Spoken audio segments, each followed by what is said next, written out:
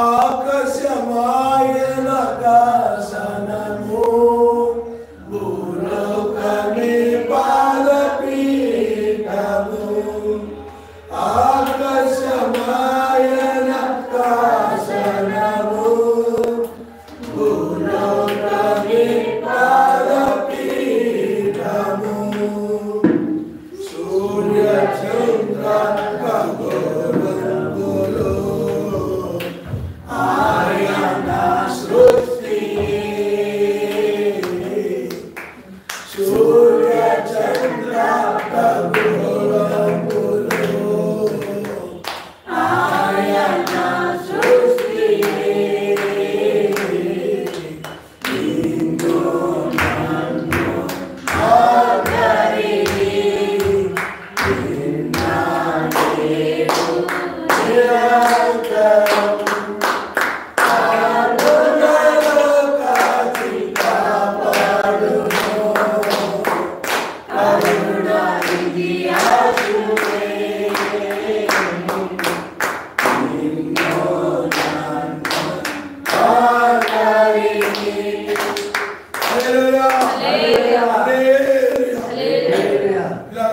యోహాను సువార్త 14వ అధ్యాయం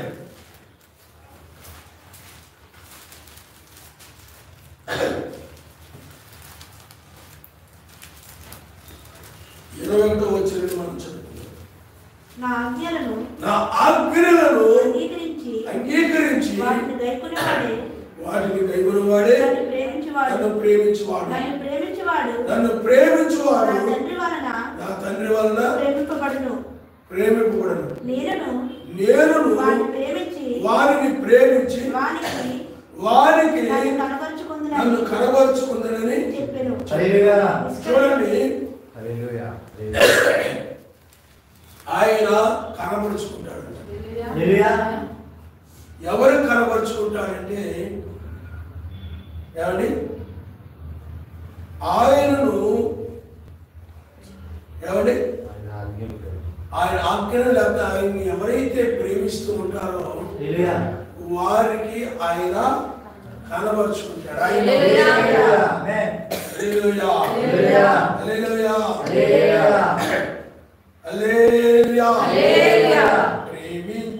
ప్రేమించుచున్నావా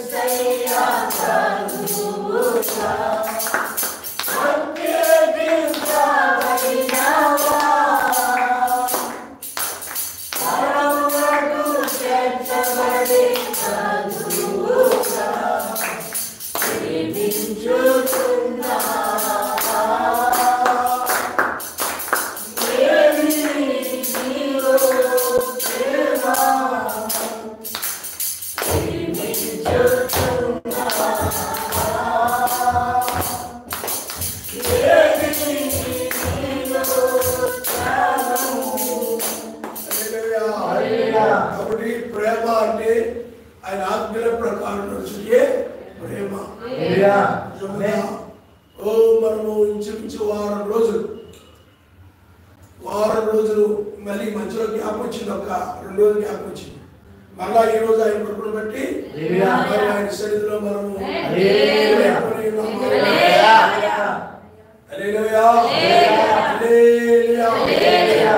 కాబట్టి ప్రేమ అనేటువంటిది ఆయనలో నుండి వచ్చేది తప్ప వ్యక్తిలో ఆత్మ ఉంది, దయ ఉంది అని తెలిసేది ఎక్కడంటే ఇక్కడే. అతడు ప్రేమ కలిగిన వాడిగా ఉన్నట్లయితే పరిశుద్ధాత్మ కలిగి ఉండాలని అర్థం. అసూయ, ఓర్వలేనితనం, స్వస్థరాలిపోవడం, కుళ్ళుకోవడం, ఇలా ఎదుటి సహోదరుని చూసి కానీ సహోదరుని బట్టి కానీ అలాంటివి ఏమైనా చెడు లక్షణాలు వాళ్ళలో కనబడుతూ ఉన్నట్లయితే వాళ్ళ దయ్యం ఉందని అర్థం అన్నమాట.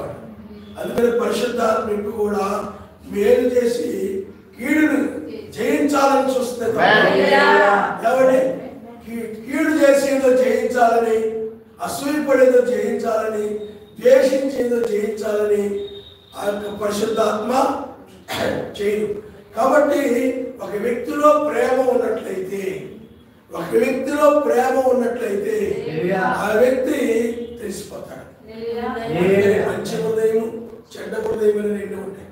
మంచి హృదయం ఏంటంటే అర్థం చేసుకోవడం, వాక్యాన్ని అర్థం చేసుకునేటువంటిది మంచి హృదయం. ఎదుటి వారిని అంటే సర్వశక్తిని అర్థం చేసుకోవడం, సహోదరుని అర్థం చేసుకోవడం, అది ఏమైనా చెప్పండి మంచి హృదయం. చెడు హృదయం ఉందనుకోండి అర్థం చేసుకునే. అందుకని మంచి హృదయంలోనే వాక్యం ఎత్తబడి 30 60 100 అలాగే చెడు హృదయం కలిగిన వారిలో వాక్యం ఫలించదు. ఎందుకంటే వాక్యాన్ని వాడు అపార్థం చేసుకుంటారు, చెడుగా తీసుకుంటారు, ఆయన్ని చెడుగా తీసుకుంటారు. ఏమండి అలాగే సహోదరుని చెడుగా తీసుకుంటారు. ప్రతిది కూడా వాడు చెడుగా తప్పుగా తీసుకుంటుంటారు అనమాట. అందువల్లే ఆ రోజుల్లో మెస్సీ యొక్క వాక్యము యూదులలో ఎత్తబడలేదు. అదే కాదు త్రోవ పక్కన రాళ్ళ మీద ముడతప్పులో ఎత్తబడ్డాయి. అదే మంచి హృదయం కలిగిన వారిలో అది వాక్యం వాళ్ళు అర్థం చేసుకొని వాక్యాన్ని వాడు నమ్మి ఆ శరీరము రూపాంతరము చెంది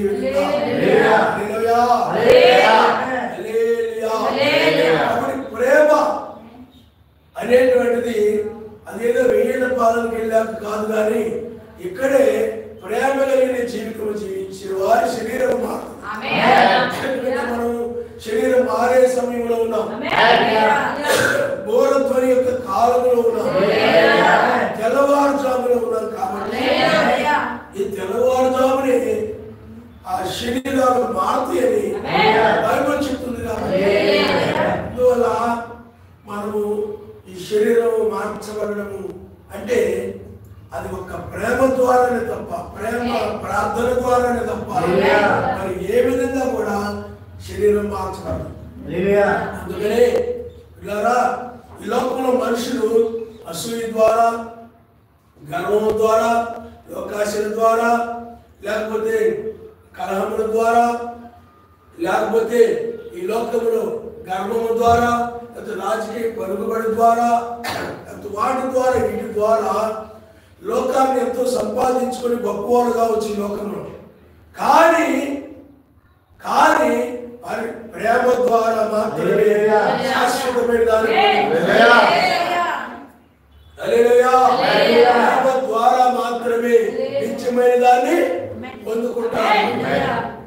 కాబట్టి పిల్లారా, అందువలన ప్రేమ అంటే నేను ప్రేమ కలిగి ఉన్నానంటే ఎలాగా? ఆ ప్రేమ నీలో ఉందని ఎలా తెలుస్తుంది? ఎదుటి వారికి చూపించడంలో తెలుస్తుంది. అనుకోండి, ఆయన భూమి మీద రాకముందు ఆయన ప్రేమ కలిగిన వాడుగా ఉన్నాడు. కానీ ప్రేమని ఎలా తెలుస్తుంది? తెలియదు. ఆ ప్రేమని ఎలా తెలిసింది చెప్పండి? ఆయన అనగా ముందు ఆయన శరీరం కాకముందు ఆయన వాక్యముగా ఉన్నాడు. ఎలా ఉన్నాడు చెప్పండి? వాక్యముగా ఉన్నాడు. వాక్యముగా ఉన్నాడు. ఆయన శరీరముగా మారాడు. మారి అప్పుడు ఆ శరీరములో ఉండి ఆ యొక్క శిష్యులు ప్రేమించాడు, అందరూ కూడా శత్రువులను ప్రేమించాడు, సిలువ వేసే వాళ్ళు ప్రేమించాడు. అందరికీ కూడా ఆయన తన ప్రేమను కనపరిచాడు. ఎవరిని కూడా కొంచెం కూడా ఆయన ద్వేషం ఉన్నట్లయితే, ఆయనలో పాపం ఉన్నట్లయితే నాలో పాపం ఉన్నదని ఎవరు చూపించగలరని ఆయన అనేవాడు. కానీ ఆయనలో ఏ పాపం లేదంటే ప్రేమ గొప్పమనేది. ప్రేమ కలిగిన వారిలో పాపం లేదు. ఎందుకంటే పౌరులు పరిశుద్ధాత్మ ప్రేమ సమాధానము, ప్రేమ కలిగిన మనుషుల దగ్గర సమాధానం ఉండదు. ప్రేమ కలిగిన మనుషులు ఎక్కడ ఉంటారో అక్కడ నీతి సమాధానము, ఆ ఇంట్లో ఆ సహోదరులు సహోదరుల మధ్య ఆనందము, నీతి సమాధానము, పరిశుద్ధాత్మ ఆనందము. అందుకు ఇంట్లో ఎవరికైనా గర్వం ఉన్నా కానీ అసూయ ఉన్నా కానీ అక్కడ కలహం ఉంటుంది, సమాధానం ఉండదు, అక్కడ దుఃఖం మిగులుతుంది తప్ప ఆనందం ఉండదు. ఆ ఇంట్లో కానీ ఆ సంఘంలో కానీ ఆ సహోదరి సహోదరుల మధ్య కానీ బాధపడుతూ ఉంటారు తప్ప సంతోషం ఉండదు, ఆనందం ఉండదు. కారణం ఎందుకంటే అక్కడ ఏదో ప్రేమ లోపించింది. అక్కడ సహోదరి సహోదరుల మధ్య ఏం లోపించింది చెప్పండి? ప్రేమ లోపించినప్పుడు పిల్లల ఒక వాహనం వెళ్ళిపోతుంది అనుకోండి, ఆ టైర్ ఊరిపోయింది అనుకోండి, ఆ బండి ముందుకు వెళ్ళదు. లేదా ఎదురు బండి వెళ్తుంది అనుకోండి, ఒక చక్రం ఊడిపోయింది అనుకోండి, బండి ఆగిపోతుంది. అలాగే అతని జీవితం కూడా అతను ఆగిపోయినట్టే. ఆ ప్రేమ అనేది లేకపోతే అతడు మరణం ఉన్నట్టే లెక్క, సాతాను అంటే చీకట్లో ఉన్నట్టే లెక్క. అతడు సంఘంలో ఉన్నా క్రైస్తవురాలుగా సెలవుని అవుతున్నా కానీ ఆయన దృష్టిలో మాత్రం అతడు చీకట్లో ఉన్నట్టే లెక్క. కాబట్టి ఆయన ప్రేమ భూమి మీదకి వచ్చినప్పుడు, శరీరముగా శరీరాన్ని ధరించుకున్నప్పుడు ప్రేమ తెలిసింది. అలాగే వాక్యముగా ఉంది బైబిల్లో, ఆయన వాక్యముగా ఉన్నాడు. ఆయన అక్షర రూపంలో ఉన్నటువంటి సర్వశక్తిమంతుడై ఉన్నాడు, బైబిల్లో ఉన్నాడు. ఇప్పుడు వాక్యము బయటకు వచ్చినప్పుడు, ఆ వాక్యము నీలోని ప్రవేశించినప్పుడు ఆ వాక్యం ఏమవుతుందంటే శరీరధారి అవుతుంది. మెస్సీలా శరీరధారి, నువ్వు కూడా శరీరధారి, నువ్వు కూడా మెస్సీలాగా ప్రేమించడం, ఆ ప్రేమను కనబరచడం జరుగుతుంది. అలాంటి ప్రేమమూర్తులు మాత్రమే, ప్రేమ కలిగిన వారు శరీరాలు మాత్రమే తెల్లవారుజామున మార్పు లేకపోతే మాత్రము పరలోక రాజ్యానికి చాలా ప్రేమ లేకుండా అనుమానం పడిపోతూ, ఒకరి మీద ఒకరు అనుమానం పడిపోతూ, ఆ విధంగా సందేహం పడిపోతూ ఉన్నా, ఒకరి మీద ఒక అనుమానం పడిపోతున్నా ప్రేమ లేని అక్కడ ప్రేమ శాశ్వత కాలంలో బైబిల్ చెప్తుంది. కాబట్టి పిల్లరా ఇక్కడ మీరు కనుక గమనించినట్లయితే వాక్యం ఏం చెప్తుందండి? పిల్లరా వాక్యం ఏం చెప్తుందండి?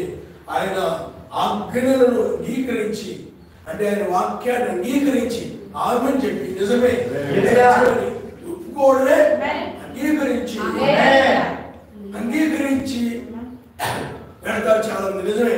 వర్తమానం బాగుంది, ఈరోజు బాగా వర్తమానం ఆయన నడిపించాడు, వర్తమానం కరెక్టే, వర్తమానం నాకు బాగా అర్థమైంది అని నువ్వు వాక్యాన్ని అంగీకరించావు, సంతోషించావు, బాగానే ఉంది, ఆనందించావు, బాగానే ఉంది. ఎవరి దానికి అయి ఉండాలి. చూడండి, మీరు మార్కు సువార్త ఒకసారి మనం చూద్దాం. 4వ అధ్యాయం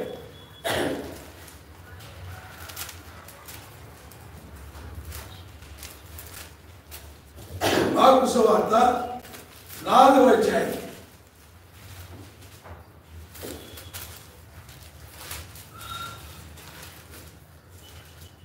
చూడమ్మా, 2వ వచనం మీరు ఒకసారి చదువు.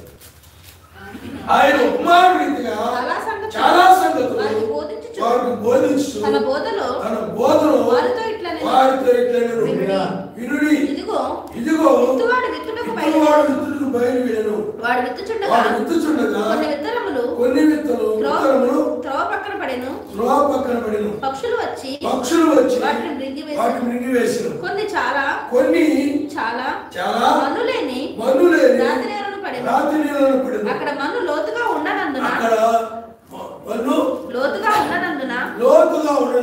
వెంటనే మొలిచెను గాని సూర్యుడు ఉదయింపగానే అవి మాడి వేరు లేనందున ఎండిపోయెను. కొన్ని ముండ్ల పొదలలో పడెను, ముండ్ల పొదలు ఎదిగి వాటిని అణిచివేసెను కనుక అవి ఫలింపలేదు. కొన్ని మంచి నేలను పడెను,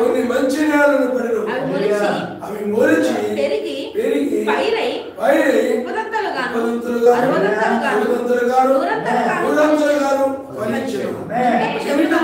60 వినుగాక అని చెప్పెను.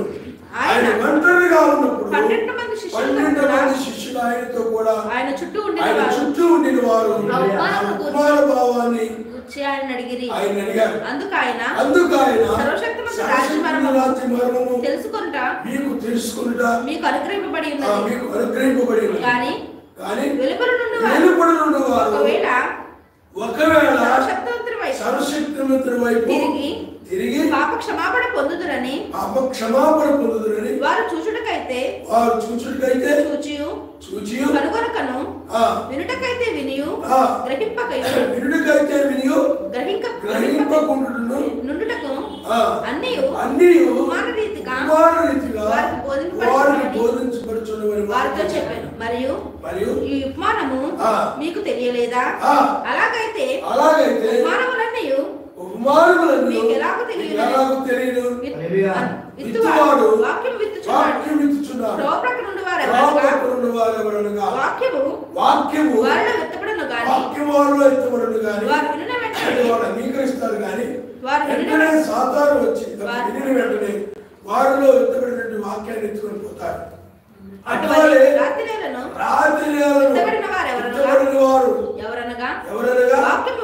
వాక్యమును విని సంతోషముగా అంగీకరిస్తారు. అవును అని సంతోషపడుతూ నిజముగా అవును కరెక్టే, ఇది నిజమే, తెల్లవారుజామే, ఇది వేకుజామే, వేకు చిక్కువర్తమానమే అని సంతోషంగా అంగీకరిస్తారు. రాతి మీద పడినాడు. అర్థమైందా? అక్కడ ఏం చేస్తారు చెప్పండి? అంగీకరిస్తారు. తర్వాత చదువు. అయితే వారిలో వేరు లేనందున కొంతకాలము వారు నిలుతురు గాని వాక్యము నిమిత్తము శ్రమయైనను హింసైనను కలుగగానే వారు అభ్యంతరపడుదురు. చూడండి, వీడేమైపోతాడు? విని సంతోషపడతారు తప్ప గైగొడరు. వాళ్ళు గైగొడరే అక్కడ కూడా అదే ఆయన ఆజ్ఞలను అంగీకరించి సంతోషపడి చాలా సంతోషపడిపోతారు. అందులో మందిరంలో ఉన్నంతసేపే వాక్యం వింటున్నంతసేపే అర్థమైందా? ఆ సంతోషం ఆ కాసేపే. ఆ సంతోషము ఆ మీటింగ్స్ జరిగినటువంటి 3 రోజులే, లేదా బుధవారం ఆరాధన, శనివారం ఆరాధన, ఆదివారం ఆరాధన, హల్లెలూయా అనే ఆనందంతో ఆ కాసేపే అది నిలబడదంట. తర్వాత ఇది 2వ రకం. ఎన్ని నేను ఎవరో చెప్పలేదు కానీ ఆ తర్వాత చూడమ్మా, ఇతరులు ముండ్ల పొదలో విత్తబడిన వారు వాక్యం విందురు గాని విచారములను ధనమోసమును మరి ఇతరమైన అపేక్షలను లోపల చొచ్చి వాక్యమును అణిచివేయటం వలన అది నిష్ఫలమగును. మంచి నేల విత్తబడిన వాక్యం విత్తబడుతుంది కానీ ఐక్య విచారాలు, ధనాపేక్షలు, ఆశలు, ఈ ఆశలు, చూచిన వాటిల్లో కూడా ఆశపడుతూ ఇవన్నీ కూడా వాళ్ళ హృదయంలో రావడం వలన ఏమైపోతుంది చెప్పండి? నిష్ఫలమైపోయింది. పోయింది అక్కడ వాక్యం వాళ్ళ హృదయంలో లేదు. ఏమైనా ఐక్య విచారాలు, ఇతర అపేక్షలు హృదయంలోకి వచ్చేసి వాళ్ళ మనశ్శాంతి లేకుండా చేసి వాక్యం పోయింది.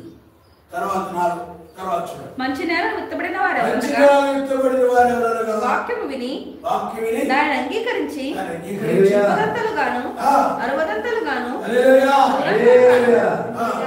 60 ఫలించు వారని చెప్పాను. మరియు ఆయన వారితో ఇట్లా నేను చూడండి. కాబట్టి పిల్లారా ఇక్కడ నిలబడి చెప్తున్నాడు మెస్సీయ 4వ రకం అన్నమాట. వాళ్ళకి కనబరుచుకునేది ఆయన. వాక్యం వినేటువంటి విశ్వాసంలో త్రోవ పక్కన ఉన్నవారు ఉన్నారు. వాడు వాక్యం విన్నారు కానీ ఏం జరిగింది చెప్పండి? వాళ్ళు విన్న తర్వాత అప్పుడు వాళ్ళు వెంటనే సాతాను వచ్చి వాక్యాన్ని ఎత్తుకొని పోయాడు. లేదు ఇక వాళ్ళు కూడా సాతాను ఎత్తుకొని పోయాడు, అమరీ కూడా చేశాడు. తర్వాత 2వ రకము వాక్యమును రాత్రి నేల మీద ఇందులో దేనికి సంబంధించినో చూసుకోవచ్చు. నిన్ను 4 ఏదో ఉండాలి మంచిదే. మొదటిది వాక్యం విన్నావు, అది కిందకు పోయినట్టే పోయింది. సాతాను ఎత్తుకుని వెళ్ళిపోయాడు. సాతాను సంబంధమైన ద్వేషము, అసూయ, లోకాశయం ఏమిటి ఎత్తుకుని పోయాడు. 2వ రకము రాత్రి మీద. ఈ రకం ఏంటంటే వాక్యం విన్నప్పుడు చాలా ఆనందపడి, చాలా సంతోషపడి, హల్లెలూయా ఆమేన్. చెప్పాలి కూడా మంచిదే. అది అంతవరకే అంతవరకే. అందుకనే రాతినేల మీద వెత్తబడినటువంటి వారు వాక్యముని విని సంతోషంగా అంగీకరించేవారు. అయితే కొంత కాలము అలా పిలుస్తారు, కొంత సమయము, ఒక గంట, ఒక రోజు, 2 రోజులు, 3 రోజులు ఆ తీవ్రతో, ఆశతో, ఆ ప్రార్థనలతో ఉంటారు, ఆ సంతోషంతో ఉంటారు. తర్వాత మళ్ళీ ఏమైపోతుందో చెప్పండి. వాక్యము నిమిత్తమై శ్రమలు రాగానే ఎవరో శ్రమ పెడతారు, హింస పెడతారు, బాధలు పెడతారు, లేకపోతే నిందలు మోపుతారు, అవమానపరుస్తారు. రకరకాలుగా ఏవో వాళ్ళ జీవితాల్లో వస్తాయి. రాగానే ఆ సంతోషాన్ని వదిలేస్తారు, ఆ ఆనందాన్ని వదిలేసి ఇంక వీటిని గురించి ఆలోచించడం ఆరంభిస్తారు. వాళ్ళు నన్ను చాలా శ్రమ పెట్టారు, వీళ్ళు నన్ను చాలా బాధ పెట్టారు, నాకు నన్ను చాలా హింసించింది, చాలా అవమానపరిచింది, మా ఆయన నన్ను చాలా ఇబ్బంది పెట్టాడు, లేకపోతే మా యొక్క బంధువు, మా తోడళ్ళు, లేకపోతే మన ఆయన ఎన్నో హింసలు పెట్టాడు.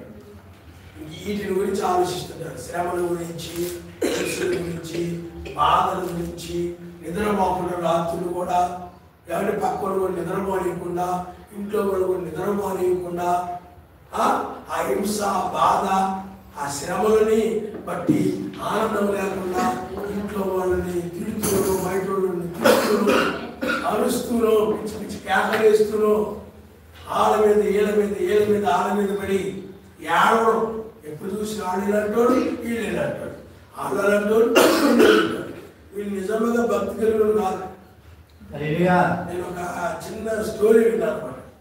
ఏంటంటే ఒకసారి భక్తులు అంటున్నాడంట, ఆ సంఘంలో కరెక్ట్ లేదు, ఈ సంఘంలో కరెక్ట్, చర్చిలో సరిగా ప్రార్థన చేసుకోవట్లేదు, మా ఇంట్లో కూడా సరిగా ఉండలేదు, భక్తులు కానీ వీళ్ళు సరిగా ఉండలేదు, వాళ్ళు సరిగా ఉండలేదు అని ఒకటే బాధపడిపోతూ, నేను ఇలాగైతే ప్రార్థన రాలేను, అందరూ నా తప్పులు కనపడిపోతున్నాయి, వాక్యం వింటూ అలా ఇలా ఉంటున్నారు వాళ్ళు అన్నాడు. అంటే అప్పుడు ఆ పాస్టర్ గారు అన్నారంట, ఆ పాస్టర్ గారు ఒక స్పూన్ ఇచ్చి స్పూన్లో ఆట పెట్టాడంట, నిమ్మకాయ పెట్టే స్పూన్లో నోట్లో పెట్టి, నువ్వు ఆ చర్చికి ఒక్క రౌండ్ వేయమన్నాడు, చర్చికి ఒక్క రౌండ్ వేయమన్నాడంట. ఒక్క రౌండ్ ఏమంటే అప్పుడు అతడు ఆ నిమ్మకాయ ఆ స్పూన్లో పెట్టుకుని అలా దాని వైపు చూస్తూ అలాగా వచ్చాడంట. వచ్చిన తర్వాత ఇప్పుడు ఎవరైనా చర్చిలో ఎవరైనా నీకు తప్పుగా కనపడ్డారా అన్నాడు. కనపడలేదు, ఎలా చూడగలరు, నిమ్మకాయ మీద దృష్టి పెట్టి ఉన్నారు కదా, నాకు కనబడలేదు అన్నాడు. నిమ్మకాయ చూస్తున్నాడు, పడిపోద్దేమో అని, లేకపోతే నేను పడిపోతానేమో తగిలి అలా చూస్తున్నాను, నేను పక్క వాళ్ళు గమనించలేదు అన్నాడు. నీ భక్తి కూడా అలా ఉంది, నీ దృష్టాంతా పక్క వాళ్ళ మీద, ఇంట్లో ఏం చేస్తున్నారు, బయట ఏం చేస్తున్నాడు, వాళ్ళేం చేస్తున్నారు, వీళ్ళేం తిన్నారా, వాళ్ళేం తిన్నారా, వాళ్ళెలా, దీని మీద నీ ఆలోచన ఉంది తప్ప భక్తి మీద నీ ఆలోచన, మనసాగి మీద నీ ఆలోచన లేదు. నువ్వు మనస్సు ఆయన మీద పెట్టు, అప్పుడు తప్పులు బట్టి ఆత్మ నీలో పనిచేయదు. మనసు ఆయన మీద పెట్టుకున్నా మనుషుల మీద ఎప్పుడైతే పెడతావో తప్పులు బట్టి స్పిరిట్ ఉంటుంది అనమాట, ఎప్పుడు కూడా ఎత్తుకుతా ఉంటుంది అనమాట. ఆ స్పిరిట్ ఏం చేస్తుంటే నీలో పనిచేస్తా ఉన్నది. అందువల్ల నీకు వచ్చినప్పుడు మనసు ఎక్కడుందో చెప్పండి, ఆయన మీద.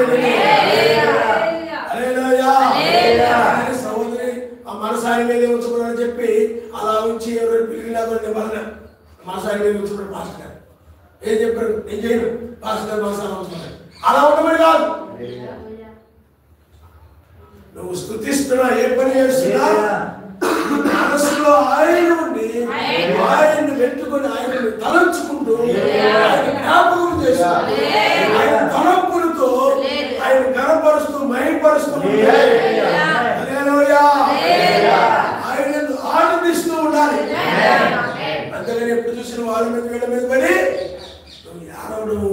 బాధపడడం కాదు. ఇక్కడ ఆ విధంగానే ఈ రెండవ రకము ఆయన్ని ఆ సంతోషాన్ని వదిలేసి, ఆనందాన్ని వదిలేసి, ఆనందం నన్ను నిద్ర మోపుతున్నారు, నా గురించి చెప్పుకుంటున్నారు, వాళ్ళు నా గురించి అనుకుంటున్నారు, ఇది నా గురించి అనుకున్నారు, నాకు సంవత్సరాలు అనుకున్నారు, నా గురించి నవ్వుకుంటే నా గురించి నవ్వుకుంటున్నారు, నన్ను ఇబ్బంది పెడుతున్నారు, నన్ను బాధపడ నీ దృష్టాంతా అదే పెడుతున్నాను.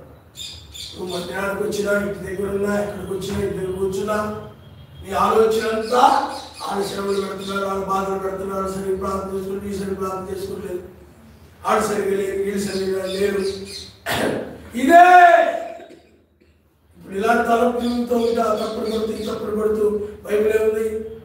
ప్రతి సహోదరుని నమ్మకుడి, తప్పులు పట్టుడికి ప్రయాసపడుతూ ఉంటారు.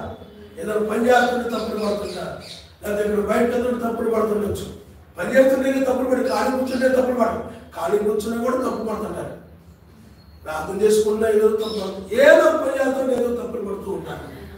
ఆ తప్పులు పట్టేటువంటి ఆత్మ అంటే పొరపాటు ఉండే సరిగా ఉండే చెప్పడం తప్పు కాదు నేనేది, కానీ అయ్యే మనసులో పెట్టుకుని వాటి గురించే బాధపడుతూ, వాటి గురించే ఆలోచిస్తూ, వాటి గురించే పడుకున్నా, కూర్చున్నా, తినబోతున్నా అవే ఆలోచిస్తూ ఉన్నట్లయితే నువ్వు రాతి మీద ఏమంటే విత్తనాలు చల్లబడితే ఏ విధంగా నీ హృదయం కూడా ఆడితే, అందుకలా కాసేపు సంతోషపడతావు.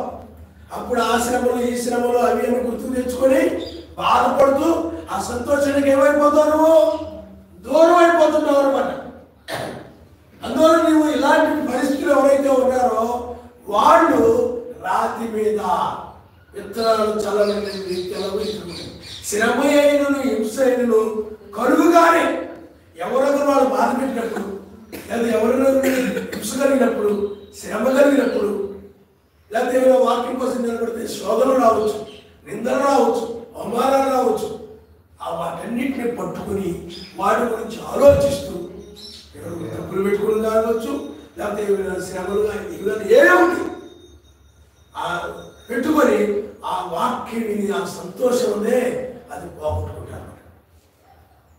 అందుకే ఆవిడ అన్నది, నువ్వు అందరూ కూడా సంతోషంగా అన్నాడు. అంటే మీరంటే మీరు కదా జనరల్, కానీ ఇంటి దగ్గరేమో ఇలా ఉంటున్నాం. అంటే శ్రమతో, అంటే హింసల గురించి, బాధల గురించి ఇలా బాధపడుతూ ఆలోచిస్తూ మనశ్శాంతి లేకుండా మానసిక రోగిగా ఇలాగ శ్రమల గురించి, హింసల గురించి, బాధల గురించి, నిందల గురించి ఆలోచిస్తూ బాధపడి ఉండేవాడు మానసిక రోగులు అంటారు. ఆయనకు సంతోషించేవాడు ఆరోగ్యంగా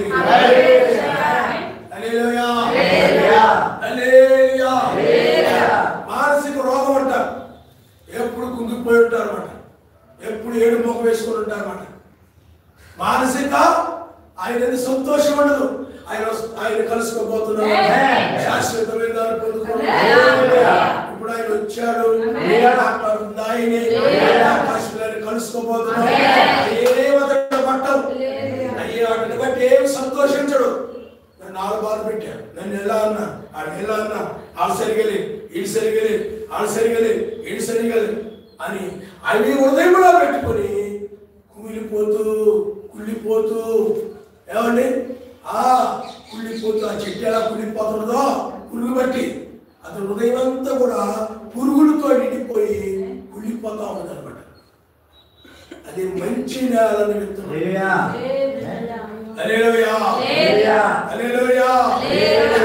చూడండి. ఆ తర్వాత ముండ్ల పొదల్లో విత్తబడిన వారు ఉన్నారు. వాళ్ళు వాక్యాన్ని ఏం చేస్తారు చెప్పండి, వింటారు. ముండ్ల పొదల్లో విత్తబడిన వారు వాక్యాన్ని ఏం చేస్తారు చెప్పండి. హల్లెలూయా, హల్లెలూయా.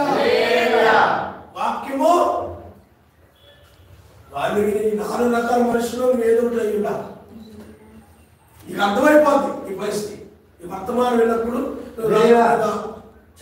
విత్తనాలు చల్లబడిన వ్యక్తివా, త్రోవ పక్కన ఉన్న వ్యక్తివా, ఇక్కడ ఐక్య విచారాలను అంటే మీరు వాక్యం విందురు కానీ ఐక్య విచారాలను అంటే ఐక్య విచారం అంటే ఈ జీవన సంబంధమైన వాటి గురించి, ఇంట్లో వస్తువుల గురించి, ఏమండి ఇళ్ళల గురించి, బట్టల గురించి, విచారపడుతూ బాధపడుతూ, లేకపోతే పుస్తకాల గురించి, పిల్లల పుస్తకాల గురించి, ఫీజుల గురించి, వాళ్ళ బట్టల గురించి, డబ్బు గురించి, ఆస్తుల గురించి, వాటి గురించి, వీటి గురించి, ఈ లోక జీవన సంబంధమైనటువంటి ఏవైతే ఉన్నాయో, ఈ లోక సంబంధమైనటువంటి ఏవైతే ఉన్నాయో వాటి గురించి విచారపడుతూ ఉన్నారు. అంటే అన్ని విచారము, ధనాపేక్ష, ధనం మీద ఒక వ్యామోహం, ధనం మీద ఒక ఆపేక్ష, ధనాపేక్షను చంపేయడం అనిపిస్తుంది.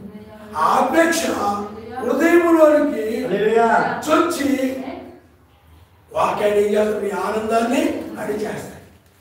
నీ జీవితంలో ఆనందం లేకుండా చేస్తాయి, నీ హృదయంలో సంతోషం లేకుండా చేస్తాయి. రక్షించబడ్డావు, రక్షణానందం ఉండదు నీకు. రక్షించబడ్డావంటే, పాపం నుండి బయటకు వచ్చావంటే, నీ శరీరం మారిపోతుందంటే చూడలేకపోతున్నావు. కాదు ఏంటి?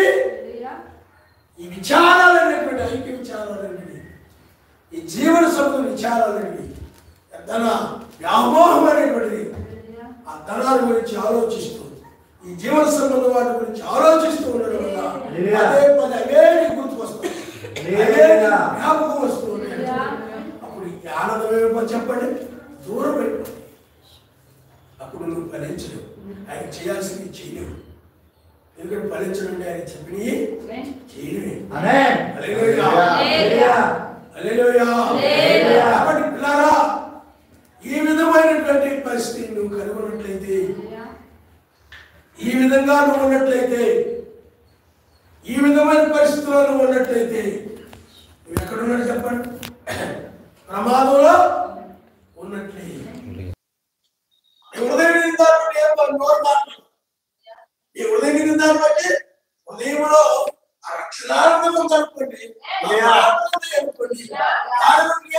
చెప్పండి, ఆనందపడిపోతుంటావు. దాన్ని బట్టి ఏం చేస్తుంటావు? నువ్వు ఆనందపడిపోతుంటావు ఆ రక్షణ ఆనందాన్ని బట్టి. కానీ ఇప్పుడు ఆనందం ఉండదు.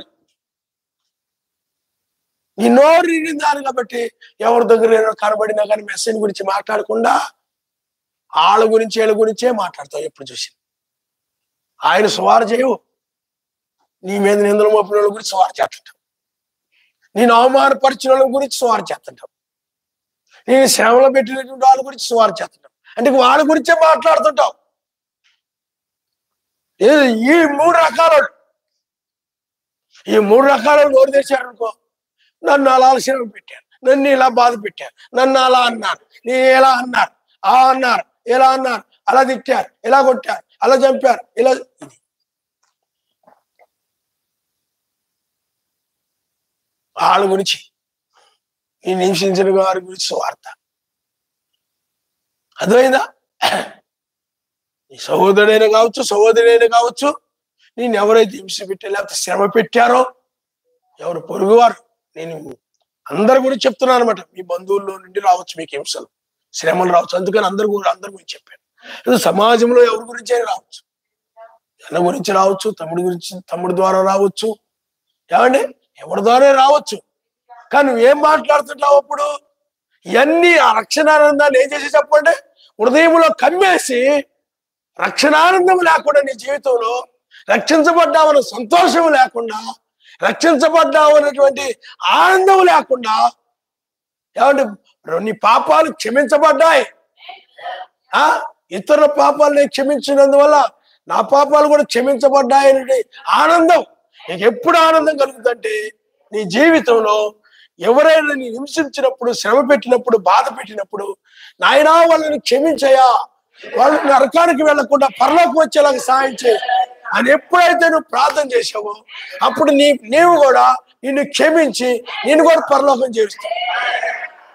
అప్పుడే నీకు కూడా ఆనందం కలుగుతుంది. ఆయన నీ భార్య, నీ భర్తని, నీ బంధువులైనా, నీ అన్నదమ్ములు, నీ చెల్లెళ్ళైనా, నీ అక్కలైనా, ఎవరైనా సరే ఎందుకు ఆనందం కలుగుతుందంటే, నువ్వు ఆయన క్షమించావు కాబట్టి నన్ను కూడా ఆయన క్షమించాడని ఒక ఆనందం నీ హృదయంలో వస్తుంది. అరేనయ్యా, నీ హృదయంలో ఎందుకు ఆనందం ఉండలేదంటే వాళ్ళని క్షమించడంలా, వాళ్ళని క్షమించి మర్చిపోవట్లా. వాళ్ళు పెట్టిన ఏమైనా ఉన్నట్లయితే క్షమించి నువ్వు మర్చిపోవట్లా. మర్చిపోయావు అనుకో, అప్పుడే వాక్యం నీలో ఉండి నన్ను క్షమించాడని ఆ రక్షణను బట్టి ఆనందము కలుగుతుందా నా మనసు. హల్లెలూయా. అలాగే ఐక్య విచారాలు కూడా అంతే. చింతలని కూడా ఆయనకు అప్పగించేసి ఆయనే చూసుకుందని సంతోషంగా ఆయన చేయవలసింది చేస్తూ సంతోషంగా ముందుకి. హల్లెలూయా. దినమున మనము చింతించకూడదు, ఎల్లప్పుడూ ఆయన ఆనందిస్తూ ఉండాలి. కాబట్టి నిజమైన వధువు ఎలా ఉంటుందంటే ఈ విధంగా ఉంటుంది. నిజమైన వధువు వాక్యమును విని ఎవరైనా హింస పెట్టినా శ్రమ పెట్టినా వాళ్ళని క్షమించుకుంటూ ఆయన వాక్యమును పాటిస్తూ 30 దంతులు 60 దంతులు 100 దంతులు ఫలిస్తూ. చాలా మంది ఫలించలేకపోవడానికి కారణం ఈమె నిజమైన దానికి కూడా 4 చదువు ఒకసారి చదవలేదు ఇందాక మనం. మంచి నేలను విత్తబడిన వారు ఎవరనగా వాక్యమును అంగీకరించి, ఏమండి, వాక్యం విని దాన్ని అంగీకరించి 30 దంతులు గాను 60 దంతులు గాను 100 దంతులు గాను ఫలించువారని చెప్పిన ఆయన మనసు. వీళ్ళకి క్రైస్తవులకు అందరికి శ్రమలు వస్తాయి. ఇప్పుడు మంచి నేలను విత్తబడిన వారు వాళ్ళకి శ్రమలు లేవనా, నిందలు లేవనా, అవమానాలు లేవనా? కాదు, ఉన్నాయి. కానీ వాళ్ళు ఏం చేశారు చెప్పండి?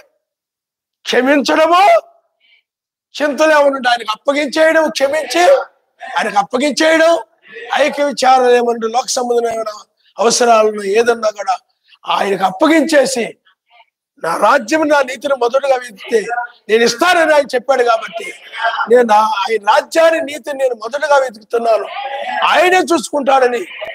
పిల్లారా, ఈ నిజమైనటువంటిది ఆ విధంగా వాక్యాన్ని అంగీకరించి, హల్లెలూయా, వాక్యాన్ని అంగీకరించి ఆ వాక్యమును గైకొనినటువంటిది.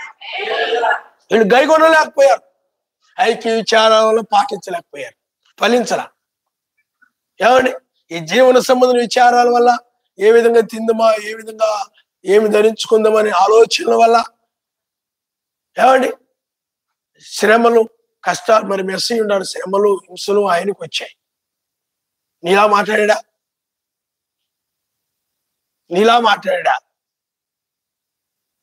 నీలాగా మాట్లాడా, ఏమండి, మాట్లాడలేదా? నీలా కేకలేసాడా, అరిశాడా? రాత్రంతా కూడా రాత్రి బగుళ్ళు ఆ విధంగా ఉన్నాడా? లేడు. హల్లెలూయా. మీరేమి చేయించున్నారు? మంచి హృదయం అనమాట. మంచి హృదయం కలిగిన వ్యక్తి. అందుకు మంచి నేలంటే మంచి హృదయము, క్షమించే హృదయము. హల్లెలూయా. క్షమించి చేర్చుకునే హృదయము, లేకపోతే క్షమించి ప్రేమించే హృదయము. అదే ఆయన ఆజ్ఞలు గైకొనుటైనది. ఆయన ఎందుకంటే ఆయన ఆజ్ఞల ప్రకారం, లేకపోతే ఆయన ఆజ్ఞలు గైకొనడమే ప్రేమించడమైనది. కాబట్టి నువ్వు ప్రేమిస్తున్నావు అని అంటే క్షమించి, శత్రువులైనా సరే క్షమించి హత్తుకోవాలి, ప్రేమించాలి, మేలు చేయాలి. ప్రేమ ఎప్పుడు కూడా మేలు చేస్తే తప్ప కీడు చేయదు. అదే ఆయన ఆజ్ఞలను గైకొనుటైనది. ఆయన నామమున హల్లెలూయా. అందుకనే నీవు ఆయన శరీరంలో ఒక భాగమైనప్పుడు, ఆయన శరీరంలో ఒక భాగం అయినప్పుడు ఆయన ఏం మాట్లాడుతున్నావు అదే మాట్లాడతావు. ఏది విన్నావో దాన్నే నువ్వు మాట్లాడు. బెనాంగారు అన్నారు, మీరు ఏది విన్నారో దాన్ని మాట్లాడినారు. హల్లెలూయా. మీ సొంతగా ఏది మాట్లాడు. ఈనాడు చాలా కల్పిత బోధలు వచ్చాయని కూడా బెనాంగారు సంఘాల్లోకి. బెనాంగారు చెప్పిన దానికి మార్చేసి, ఏమండి, మార్చేసి 1963లో 2వ రాకడ జరిగిందని, వేకుచుక్క తర్వాత సూర్యుని రాకడ భూమి మీద ఉందని, రకరకాల బోధలు, మధ్యాకాశంలో జరిగే పెళ్లి ఉందని, భూమి మీద జరుగుతుందని మార్చేశారు. మొత్తం వాళ్ళు ఇష్టం వచ్చారు. ఇలాగ రకరకాలుగా మార్చేసుకున్నారు వాక్యాన్ని వాళ్ళకి అనుకూలంగా. అది ఇష్టం వచ్చి మార్చేసుకున్నారు. కాబట్టి పిల్లారా, మీరు ఆలోచించండి. అందుకని మెస్సేజ్ ఏం చెప్తున్నాడంటే నన్ను ప్రేమించువాడు అంటే అంగీకరించి వాటిని గైగొని వాడి నన్ను ప్రేమించువాడు. నువ్వు క్షమించి సహోదరుని ప్రేమిస్తున్నావు, శత్రువుని కూడా క్షమించి ప్రేమిస్తున్నావు అంటే ఆయన్ని ప్రేమిస్తున్నావు అన్నది. హల్లెలూయా, హల్లెలూయా. అవేమి నీ హృదయంలో, అందుకని వాళ్ళు ఫలించలేకపోయారు. వాళ్ళు అందుకని నీ హృదయంలో ఎప్పుడు కూడా రక్షణ ఆనందము.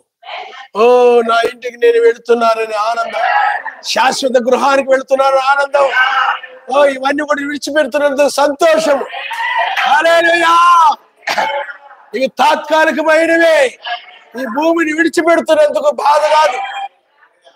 నేను అంత డబ్బులు పెట్టి కొనుక్కున్నా, ఇంత డబ్బులు పెట్టి కొనుక్కున్నా, ఇన్ని వేలు పెట్టి ఆ చీర కొనుక్కున్నా, ఇన్ని వేలు పెట్టి ఇవి కొనుక్కున్నా, అన్ని వందలు పెట్టి వీటిని ప్రేమించే వాళ్ళే బాధపడతారు. ఈ లోకంలో ఉన్న వాటిని ప్రేమించే వాళ్ళే విడిచిపెట్టి రావడానికి బాధపడతారు. వాటి మీద మనసు ఉంటుంది కాబట్టి. అదే చాలా సందర్భాల్లో చాలా చోట్ల కలహాలు ఎక్కడ వస్తుంటే ఎక్కువ లోక సంబంధంగా వీటి దగ్గరే వస్తుంటాయి. వీటిని ప్రేమించడం వల్లే వస్తాయి. మీకు అర్థమైందా?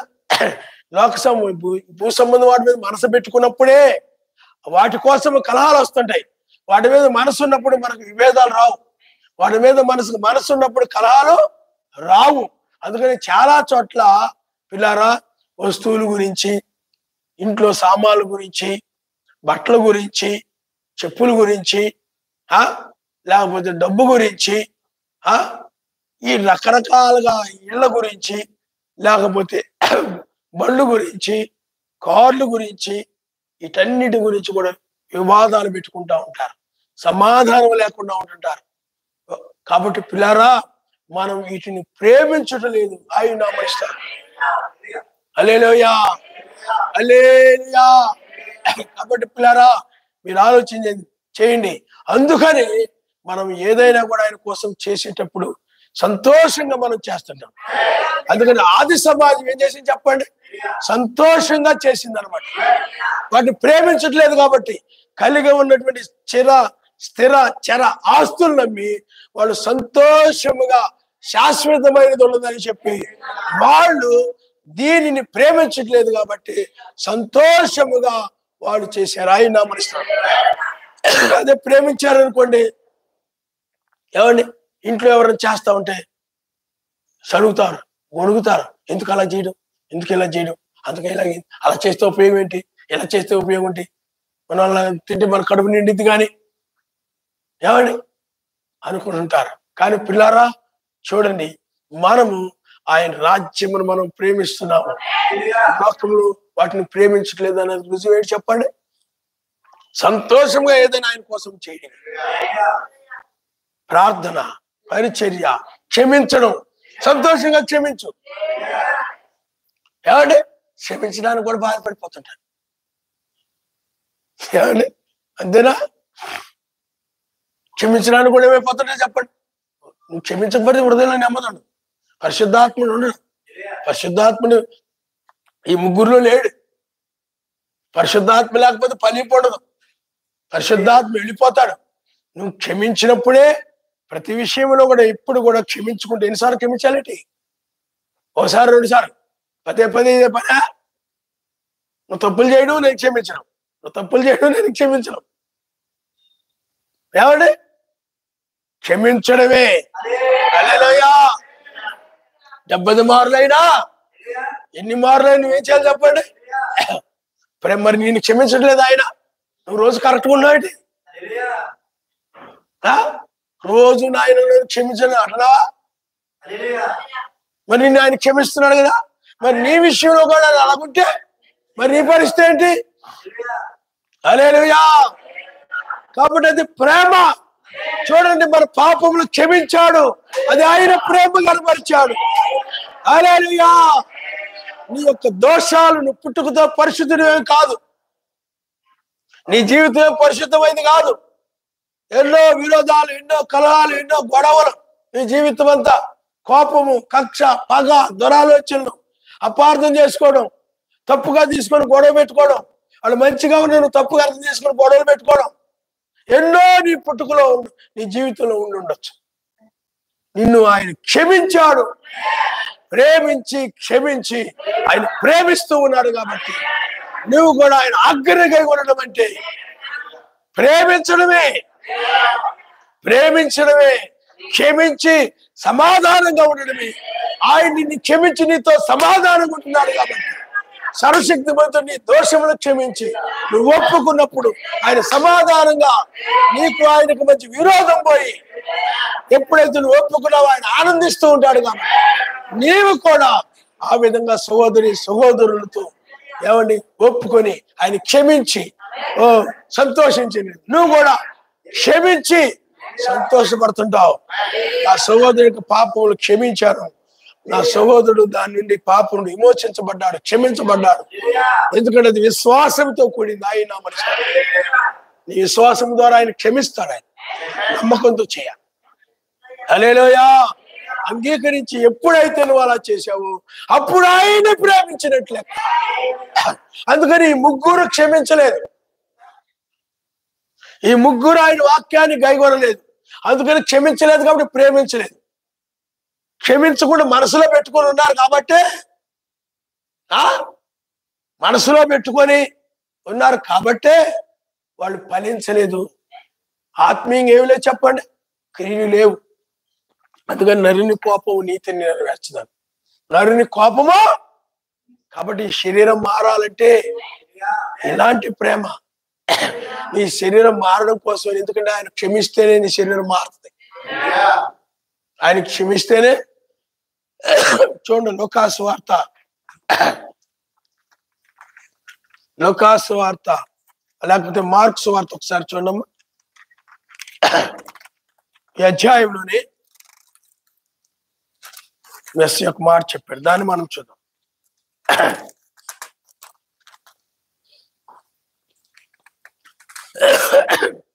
హల్లెలూయా. 25వ వచనం అంటే 11వ అధ్యాయం 25వ వచనం.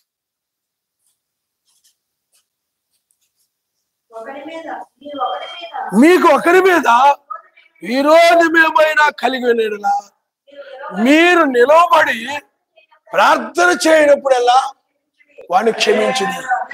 ఎవరి మీదైనా ఏదైనా విరోధం కనపడింది అనుకోండి, నీకెవరైనా హాని చేశారు, నీకెవరో శ్రమ పెట్టారు, లేకపోతే నిన్నేదో హింసించారు, నీకేదో అన్యాయం చేశారు, లేకపోతే నువ్వు ఒకవేళ వాళ్ళు అన్యాయం చేయకపోయినా వాళ్ళు ఊహించుకున్నావు.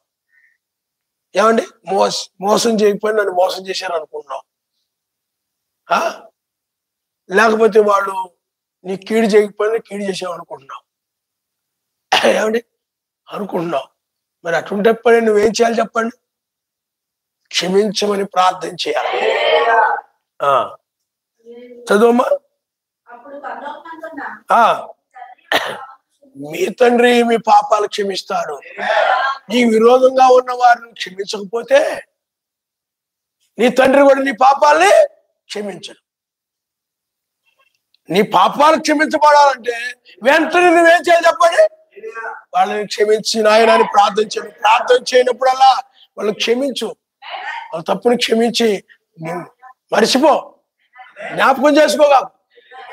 కానీ నువ్వు పదే జ్ఞాపకం చేసుకుంటూ ప్రభుస్తోత్రం గోడ మీద గోడ దగ్గర కూర్చొని మంచం మీద కూర్చొని పళ్ళు కొరుకుతూ తలకాయ ఊపుతూ వాళ్ళ హృదయంలో పెట్టుకొని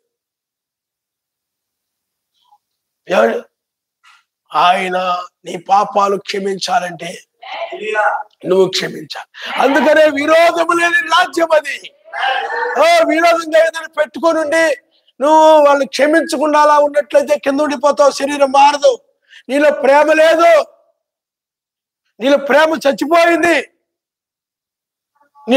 కొంతమంది అంటే నాలో ప్రేమ నీ మీద చచ్చిపోయింది అంటే ఆ నాలో ఆత్మ చచ్చిపోయింది, ఆత్మ లేదని అర్థం. అంటే నువ్వు ఆత్మీయంగా చచ్చిపోయావు అని అర్థం. నీలో ప్రేమ లేకపోతే నువ్వు మరణించినట్లే. అంటే ఆత్మీయంగా ప్రేమ ఉంటేనే జీవిస్తూ ఉన్నట్లు లెక్క.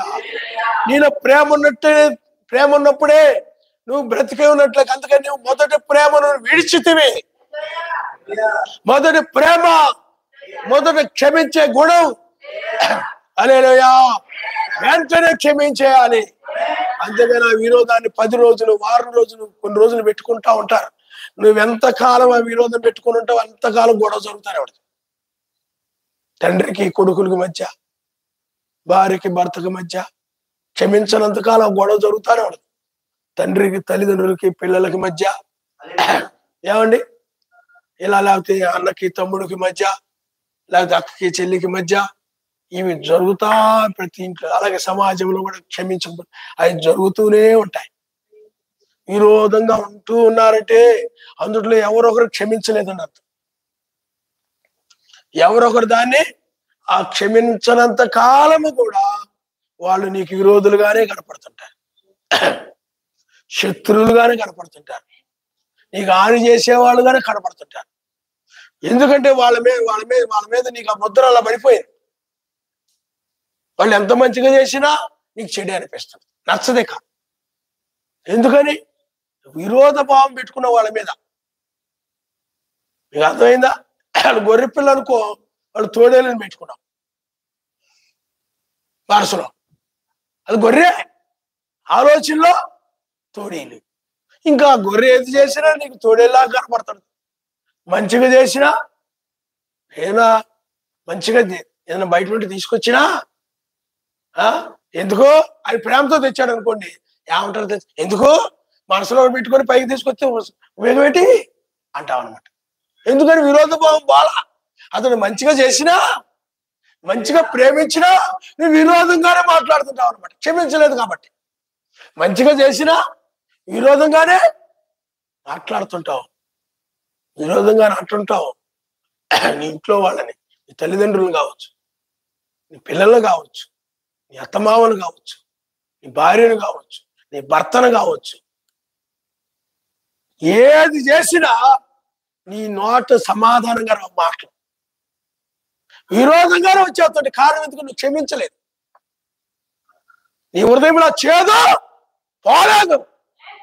అదే ప్రేమ వచ్చినట్లయితే వాళ్ళు విరోధంగా ఉన్నా నువ్వు విరోధంగా పోవు, కానీ మేలుకరముగా మేలు చేసి కీడును చేయించాలని ప్రేమతోనే పోతుంటావు, ప్రేమగానే తీసుకుంటావు, ప్రేమగానే ఆలోచిస్తావు, ప్రేమగానే మాట్లాడతావు, ప్రేమగానే నడుస్తావు. వాళ్ళు శత్రువులుగా ఉన్నా నీకు మాత్రం నువ్వు మాత్రం ప్రేమగా వెళ్ళిపోతుంటావు, ఆయన అమరుస్తావు. ఎందుకంటే నువ్వు క్షమించావు కాబట్టి. అది నువ్వు క్షమించకపోయినట్లయితే నీలో ఆ విరోధ భావం వాళ్ళ మీద అలాగే ఉంది. క్షమించి నాయన వాళ్ళు క్షమించిన ఆయన, వాళ్ళు పవిత్రపరిచిన ఆయన అని క్షమించిన తర్వాత వాళ్ళ మీద ఇంకా అలాంటి అభిప్రాయం లేకుండా మంచిగా ఉండాలి, ప్రేమతో ఉండాలి. ఒకవేళ ఆయన నీకు హాని చేస్తే ఆయన చూసుకుంటాడు. నేను ఎప్పుడు కూడా భయపడిన కారణం ఎందుకంటే మేలే చేస్తుంటా, మేలే ఆలోచన చేస్తా, ప్రేమే చూపిస్తుంటా, ప్రేమ కలిగే మాట్లాడతా. ఎవరైనా నాకు ఏదైనా తెలియకుండా ఏదైనా చేయాలి, తొందరగా మన్నాలి, మోసం చేయాలి అనుకున్నారనుకోండి, అది ఆయన చూసుకుంటాడు. నా పని కాదు, పగ తీర్చుకున్నట నా పని కాదు, అది ఆయన పని. అందువల్ల నేను ఏ విధంగా పగ తీర్చుకుందావా, ఏ విధంగా వీళ్ళు నొక్కుదావా, వీళ్ళు తొక్కుదావా, వీళ్ళు సైడ్ వేద్దామా, వాళ్ళు పక్కన పెడదాం, అదేమి ఉండదు. ప్రేమ ప్రేమ. అప్పుడు నువ్వు మెస్సైని ప్రేమిస్తున్నావు అని అర్థం. వాళ్ళు శత్రువులు కావచ్చు, ప్రేమించమన్నాడే. విరోధంగా మాట్లాడు, నువ్వు ప్రేమగానే మాట్లాడతావు. ప్రేమగానే మనం తేనె తుట్టుందనుకోండి, పిండామనుకోండి, ఏమవుతుందో చెప్పండి? తేనె వస్తాయి. ఎవరు పిండినా తేనె వస్తాయి. నువ్వు అలాగ తేనె తుట్టిలా ఉండాలి. హల్లెలూయా. దానికి పగ ద్వేషం ఏమైనా ఉంటాయా? రాళ్ళు తీసుకేసారు కూడా దాని మీద కోపం పెట్టుకుంటుందా, కక్ష పెట్టుకుంటుందా? కక్ష పెట్టుకుని ఏమైనా చేదుగా మారిపోతుంది? మనుషులు మారిపోవచ్చు, మనుషులు కీడు చేయొచ్చు, మనుషులు హాని చేయొచ్చు, మనుషులు ఇబ్బంది పెట్టచ్చు. నీవు మాత్రం మారవు. మెస్సీ మాత్రం మారలేదు. ఆయన ప్రేమగానే ఉంటాడు. మనుషులు ప్రేమగా ఉండి, ఈ లోకంలో మనుషులు ప్రేమగా ఉండి ద్వేషించేవారుగా మారచ్చు, హింసించేవారుగా మారచ్చు, కీడుకరముగా మారచ్చు, విరోధులుగా మారచ్చు, శత్రువులుగా మారచ్చు, హాని చేసేవారుగా మారచ్చు, పళ్ళు కొరికేవాళ్ళుగా మారచ్చు. పళ్ళు కొరుకుతూ ఎలా అరవచ్చు. చదివైందా? కొన్నిసార్లు వాళ్ళ భార్య ఎవరైనా కనపడుతున్నారు,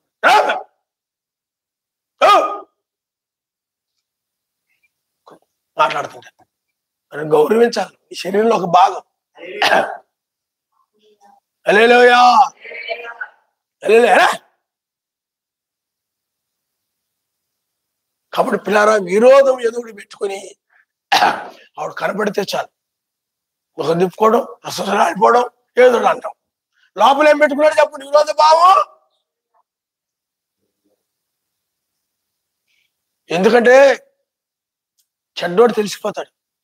ఎలా తెలిసిపోతాడంటే, నువ్వు మంచిగా నడుస్తున్నా వాడు చెడుగా తీసుకొని ఇబ్బందులు పెడుతున్నాడు అనుకోండి, హృదయం తెలిసిపోతాయి.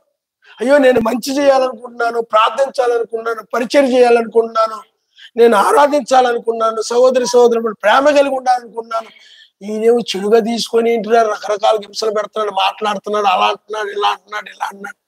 అతనిలో ఉన్న ఆత్మేటో నీకు అర్థమైపోతుంది. అతనిలో ఉన్న ఆత్మేటో అర్థమైపోతుంది నీకు. అంటే ఇతడు నన్ను అపార్థం చేసుకుంటున్నాడు, నేను మంచిగా వెళ్తాను కానీ చెడుగా తీసుకుంటున్నాడు. ఇతడు ఉన్న ఆత్మ వేరు. అందుకనే నీలో ఉన్న ఆత్మ వేరు. అందుకే ఏం జరుగుతుంది చెప్పండి? విరోధం వచ్చేస్తాడు. అందుకని ఎప్పుడు కూడా పిల్లారా, ప్రతిదీ కూడా ప్రేమగా తీసుకో, మేలు చేయడానికి ప్రయత్నం చేయి.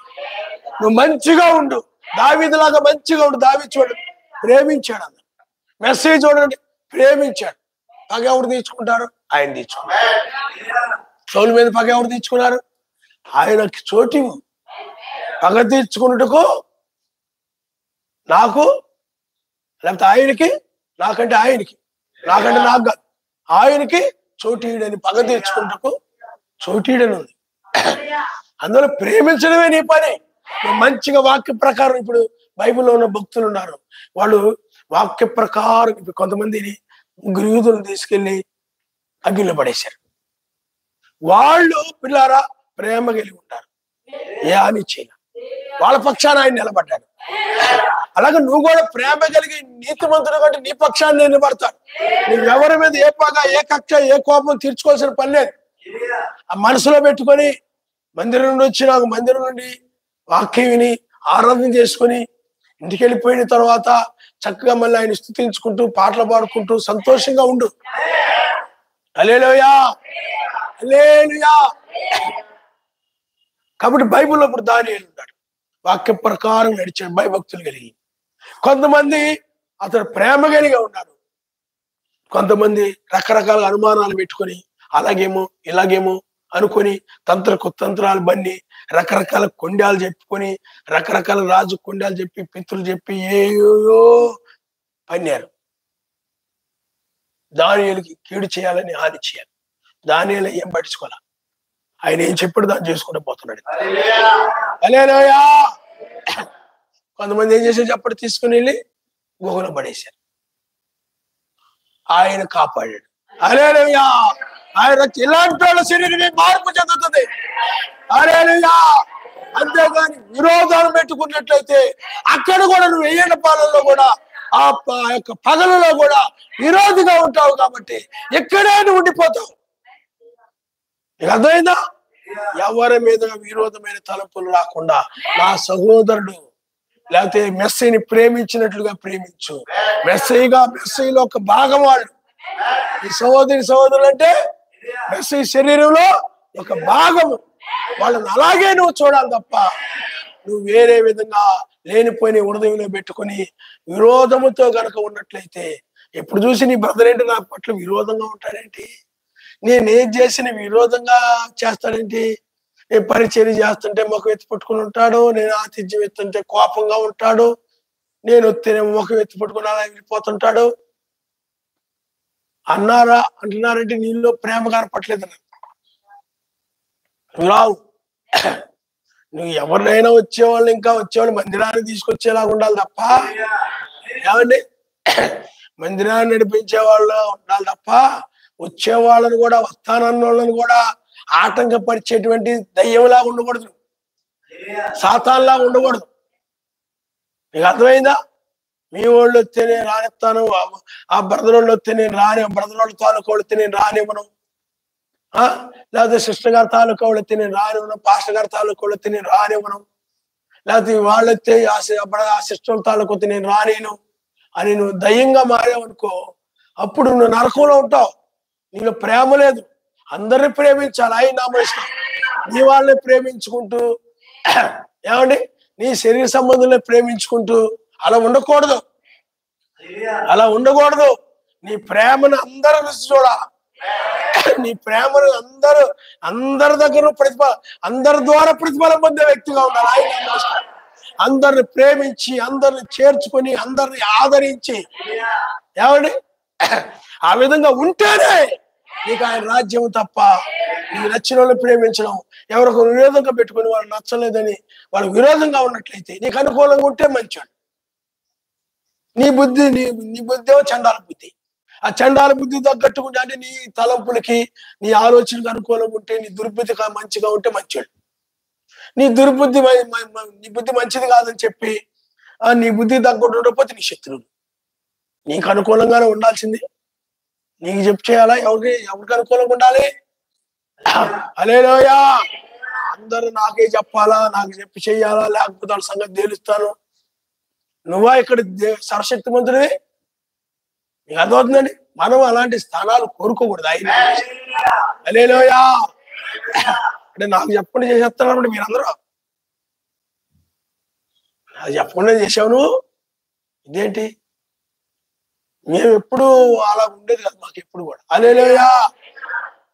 మేము ఒంగోలులో ఉంటే తిమోతి వీళ్ళందరూ ఉండేవారు. అయ్యగారు వాళ్ళతో మాట్లాడేవారు. వాళ్ళు చెప్పారు, మేము చేసేవాడు అంతే. అంతేగాని తిమోతి ఎందుకు మాట్లాడాలా? ఏది జరుగుతుంది మొత్తానికి పాస్టర్ గారు తిమోతి ఏదో మాట్లాడుతున్నారు, జరిగిపోయింది ఏదో. అయితే ఎలా చేయాల? తిమోతి అంటాడు వచ్చి, ప్రార్థనకు రమ్మన్నాడు పాస్టర్. మేము రాము.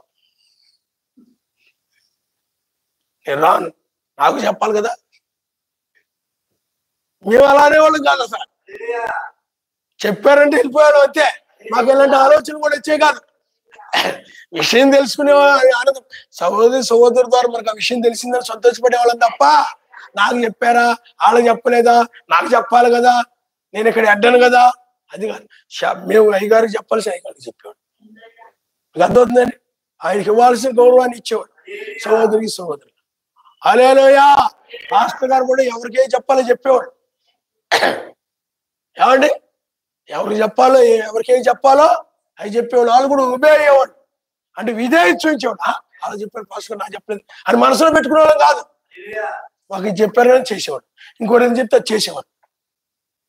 అది అంతేగాని పాస్టర్లు కూడా కొన్నిసార్లు కలహాలు వచ్చేస్తారా బాబు, ఈయన చెప్తే ఈయన కోపం వచ్చిందే, ఈయనకి చెప్తే ఈయన కోపం వచ్చింది, ఈవిడ చెప్తే ఈవిడ కోపం వచ్చిందే అన్నట్టు ఉండకూడదు. దయ్యం అక్కడ ఉన్నట్లు లెక్క, ఎవరిలో ఒకరు దయ్యం పని చేస్తుంది. అలా ఉండకూడదు. అలా ఉండే వరకు కాదు.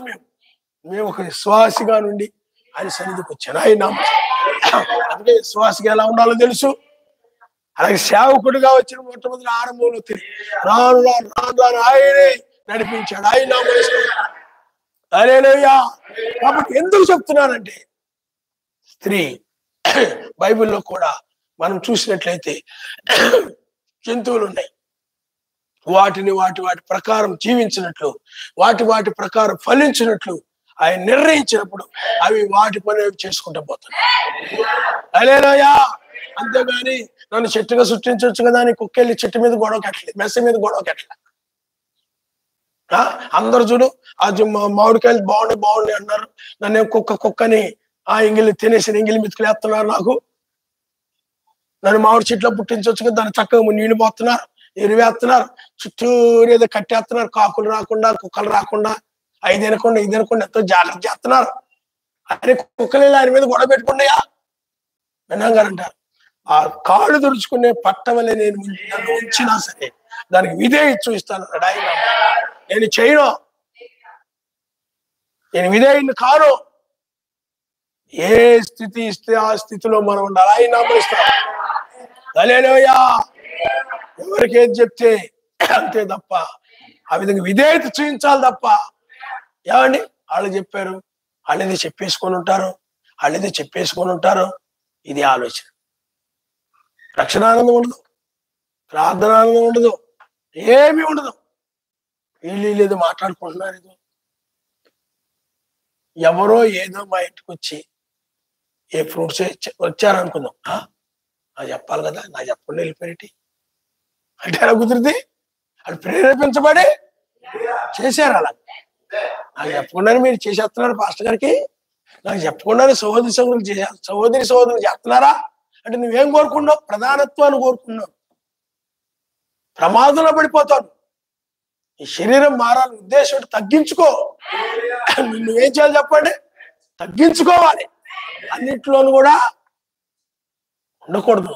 ఆయన మనకి స్థానం. నేను అలాగే తగ్గించుకొని ఉండేవాడిని ఎప్పుడు కూడా. అందువల్ల నేను ఈ పరిచర్య కూడా వస్తాను అనుకోలే. ఆయన ఈ విధంగా ఈ పరిచర్య ఇచ్చి నన్ను 7 నక్షత్రముల తర్వాత వేకోచుక్క వర్తమానాన్ని ఇచ్చి వధువుకు బోధించే విధంగా ఆయన ఇచ్చించాడు. ఆయన హల్లెలూయా, హల్లెలూయా. నా దృష్టి ఎప్పుడు ఆయన మీద ఉండేది తప్ప అందుకని వీళ్ళేం చేస్తున్నారా వాళ్ళేం చేస్తున్నారా అదేంటి ఇదేంటి అవి మనసులో పెట్టుకొని ఈ మనసులో పెట్టుకొని తొంగచ్చు ఏముండదు. ఎవరైనా ఏదైనా ఆయన చూసుకుంటాడు. ఎవరైనా కీడు చేయాలా చూశారనుకో ఆయనే చూసుకుంటాడు. ఆయనకు అప్పగించేస్తా ప్రతిదీ. మనసు మాత్రం ఎప్పుడు ఆయన మీద ఉండాలి. ప్రేమ కలిగి ఉండాలి. సహోదరు ప్రేమ కలిగి ఉండాలి. ఎవరికైనా ఏదైనా చెప్పాను అందుబాటులో ఉండే అక్కడ ఉండి కనపడ్డారనుకో ఏదైనా చెప్పామనుకో వాళ్ళ సమయంలో అడుగుతారు. ఆ చెప్పాను వాళ్ళు ఆ పని చేస్తున్నారు అనుకోండి. ఈలోపు ఏ బ్రదర్ ఎవరో ఏ సిస్టర్ ఎవరో ఫోన్ చేసి చెప్తారు. ఏం చేస్తున్నారు బ్రదర్ అంటే పాస్టర్ గారు చిన్న పని చెప్పారు చేస్తున్నాను కానీ నువ్వు చెప్పారా? టక్కన ఫోన్ పెట్టేస్తారు. జవాబు చెప్పరు, మాట్లాడరు. పాస్టర్ గారు మీరు చెప్పారు కదా చేసుకోండి. మళ్ళీ బ్రదర్ కూడా పోయినా ఒకళ్ళు చెప్పారు అనుకోండి పిలుస్తున్నారు ఫోన్ తీయండి. లేకపోతే పాస్టర్ గారు మీకు చెప్పా బ్రదర్ ముందు చెప్పావు కదా నాకెందుకో ముందు నాకు చెప్పేటి అని అంటుంటారు విశ్వాసం. అలాంటి పనికిమాల మనసు చెడ్డ హృదయం కలిగిన వారు 30 అంతలు 60 అంతలు ఫలించరు. మంచి హృదయం కలిగిన వారి అలాంటి ప్రేమ సహోదర ప్రేమ నువ్వు ప్రతి విషయంలో కూడా లేచేయాలి. చెప్పండి ఎలా ఉన్నప్పుడు కూడా ప్రేమ. అంతేగాని ఆ పనుల దగ్గర కూడా సహోదరులు కానీ ఏదో ఒకటి సహోదరుల మీద పెట్టుకొని ప్రేమించకుండా ఉండడము, ప్రేమకు దూరంగా ఉండడము, వాళ్ళకి సహాయం చేయకుండా ఉండడము, ఏమండి వాళ్ళ అవసరాల్లో పాలు పొందకుండా ఉండడము, ఏదో మనసులో పెట్టుకొని ఎడంగా ఉండడము, దూరంగా ఉండడము, పట్టినట్టుండము, మాట్లాడినట్టు ఉందంటే చెడ్డ హృదయం అని. అలాంటి హృదయం కలిగిన శరీరం మారదు. ఎప్పటికైనా నువ్వు సమయం ఉండదని మారు, ప్రేమించు. నాకు చెప్పలేదే నాకు చేయలేదే అనుకోవద్దు. ఏది మనసులో పెట్టుకోకుండా ఎవరి మీద ఏమి పెట్టుకోకుండా ప్రేమించండి. ప్రేమ చూపించు, ప్రేమను కనబరచు. హల్లెలూయా. నువ్వు అప్పుడు ఆయన ప్రేమిస్తున్నావు అని అర్థం. ఏ సిస్టమ్ ఉండదు. ఏదో వాళ్ళ ఇంట్లో అవసరమయ్యి బ్రదర్ కొంచెం నాకు హెల్ప్ చేయండి లేకపోతే ఇదిగో వాళ్ళ తెచ్చిపెట్టినట్టు చెప్పింది అనుకున్న బ్రదర్ అనేది చేసి పెట్టాడు అనుకోండి. తర్వాత తెలిసిందనుకో బ్రదర్ని పిలిచి చేయించుకున్నారు కదా నాకు చెప్పకుండానే, అదంత అవసరం. అదేమైనా పర్లోకి తీసుకెళ్లే విషయమా? వాళ్ళ అవసరం దాంతవరకు సరిపోతుంది. మరీ అవసరమైంది చెప్పొచ్చు కాదంటలే. అంటే మీకు బ్రదర్ కావాలి కానీ నేను అవసరం లేదన్నమాట. వాళ్ళు కావాలి కానీ నేను అక్కర్లేదన్నమాట మీకు. ఇలాని ఓరం లేనితనం, కుళ్ళు మాటలు. సహోదరుడు సహాయపడ్డాడంటే కదా మంచిది. ఆ సహోదరుని దీవించడు గాక నేను దీవించు అంత మంచిగా మాట్లాడు. అంతేగాని ఆ బ్రదర్ చెప్పగానే సిస్టర్కి వెళ్ళి నువ్వు సాయం చేసావా అంటే మీరు సిస్టరు అంటే సహోదరులైన మీరు అంటే సహోదరుని మీరు మంచివాళ్ళు అనమాట. నేను చెడ్డోడు అనమాట. అది నేను చెడ్డోడు కాబట్టి నన్ను పిలవలేదనమాట, నాకు చెప్పలేదనమాట. అలాగ ప్రతిదీ హృదయంలో పెట్టుకుని ప్రతి చిన్నవి కూడా అవి పెట్టుకోవాల్సినవి కాదు, పట్టుకోవాల్సినవి కాదు, ప్రతి చిన్నది కూడా పట్టుకొని ఏమండి ఫలించకుండా పోతుంటారు. ఇది మంచి హృదయం కాదు, ఇది మంచి హృదయము. అందుకని మంచి హృదయం కలిగిన వారు ఉన్నప్పుడు నువ్వు ఎప్పుడు కూడా ధైర్యంగా సంతోషంగా ప్రతి పని చేస్తుంటావు. నాయనామని హల్లెలూయా. తప్పులు పట్టేవాడు చెడ్డ హృదయంలో కలిగిన వాళ్ళు అనుకుంటు బాబు ఇది చేస్తే ఆయన ఏమనుకుంటాడు, ఈ దృష్టి అంతా ఆ చెడ్డ హృదయం కలిగిన వ్యక్తి మీదకి పోతాడు. ఇలా మాట్లాడితే ఏమనుకుంటాడు, ఇలా చెప్తే ఏమనుకుంటాడు, అతని పక్షంగానే మాట్లాడాలా, పక్షంగా మాట్లాడిపోతే నా మీద కోపం పెట్టుకుంటాడేమో. మీకు అర్థమైందా? సహోదరుడు పొరపాటు చేశాడు అనుకోండి, పక్కనున్న సహోదరుడు ఇది కరెక్టేనా అన్నాం అనుకోండి, అది కొద్ది మిస్టేక్ ఉంది, కరెక్ట్ కాదని నిజం నిజం చెప్పాలి. మనం మనం కొన్నిసార్లు పనులకు వెళ్ళినప్పుడు అలా చూస్తుంటాం అనమాట. మా ఇంటి దగ్గర చెక్క పని అని ఇచ్చాడు ఇది చేసేటప్పుడు. ఎందుకంటే అనంటే అది చేసేటప్పుడు వచ్చినప్పుడు మీరు కూడా పనుల విషయంలో అందరూ కూడా నేర్చుకోవాల్సిన విషయం అనమాట. అది పులిపెట్టి చేయడానికి తప్పు చేసాడు మొత్తం, అంటే కరెక్ట్గా చేయలేదు, నేను అనుకున్నట్టు చేయలేదు. అప్పుడు ఇది బాగోలేదంటే ఇంకో పని ఆయన ఇచ్చాడు, ఇంకొక ఆయన పిలిపించాడు. ఆయన వచ్చాడు, వచ్చిన తర్వాత చూసి బాగానే ఉంది కదండి, బాగుడు బాగానే చేశాడు కదా పాస్టర్ గారు, మీకు ఎందుకు నచ్చట్లేదు అన్నాడు. ఏంటి చెప్పండి, అతను భయపడిపోతున్నాడు, అతను వణికిపోతున్నాడు, అతను సమర్థించకపోతే రేపు కోపం పెట్టుకుని నన్ను ఏదైనా చేస్తాడేమో, నన్ను ఏమైనా హాని చేస్తాడేమో, మళ్ళీ అతను నన్ను పనికి పిలవడాను అనుకున్నాడేమో.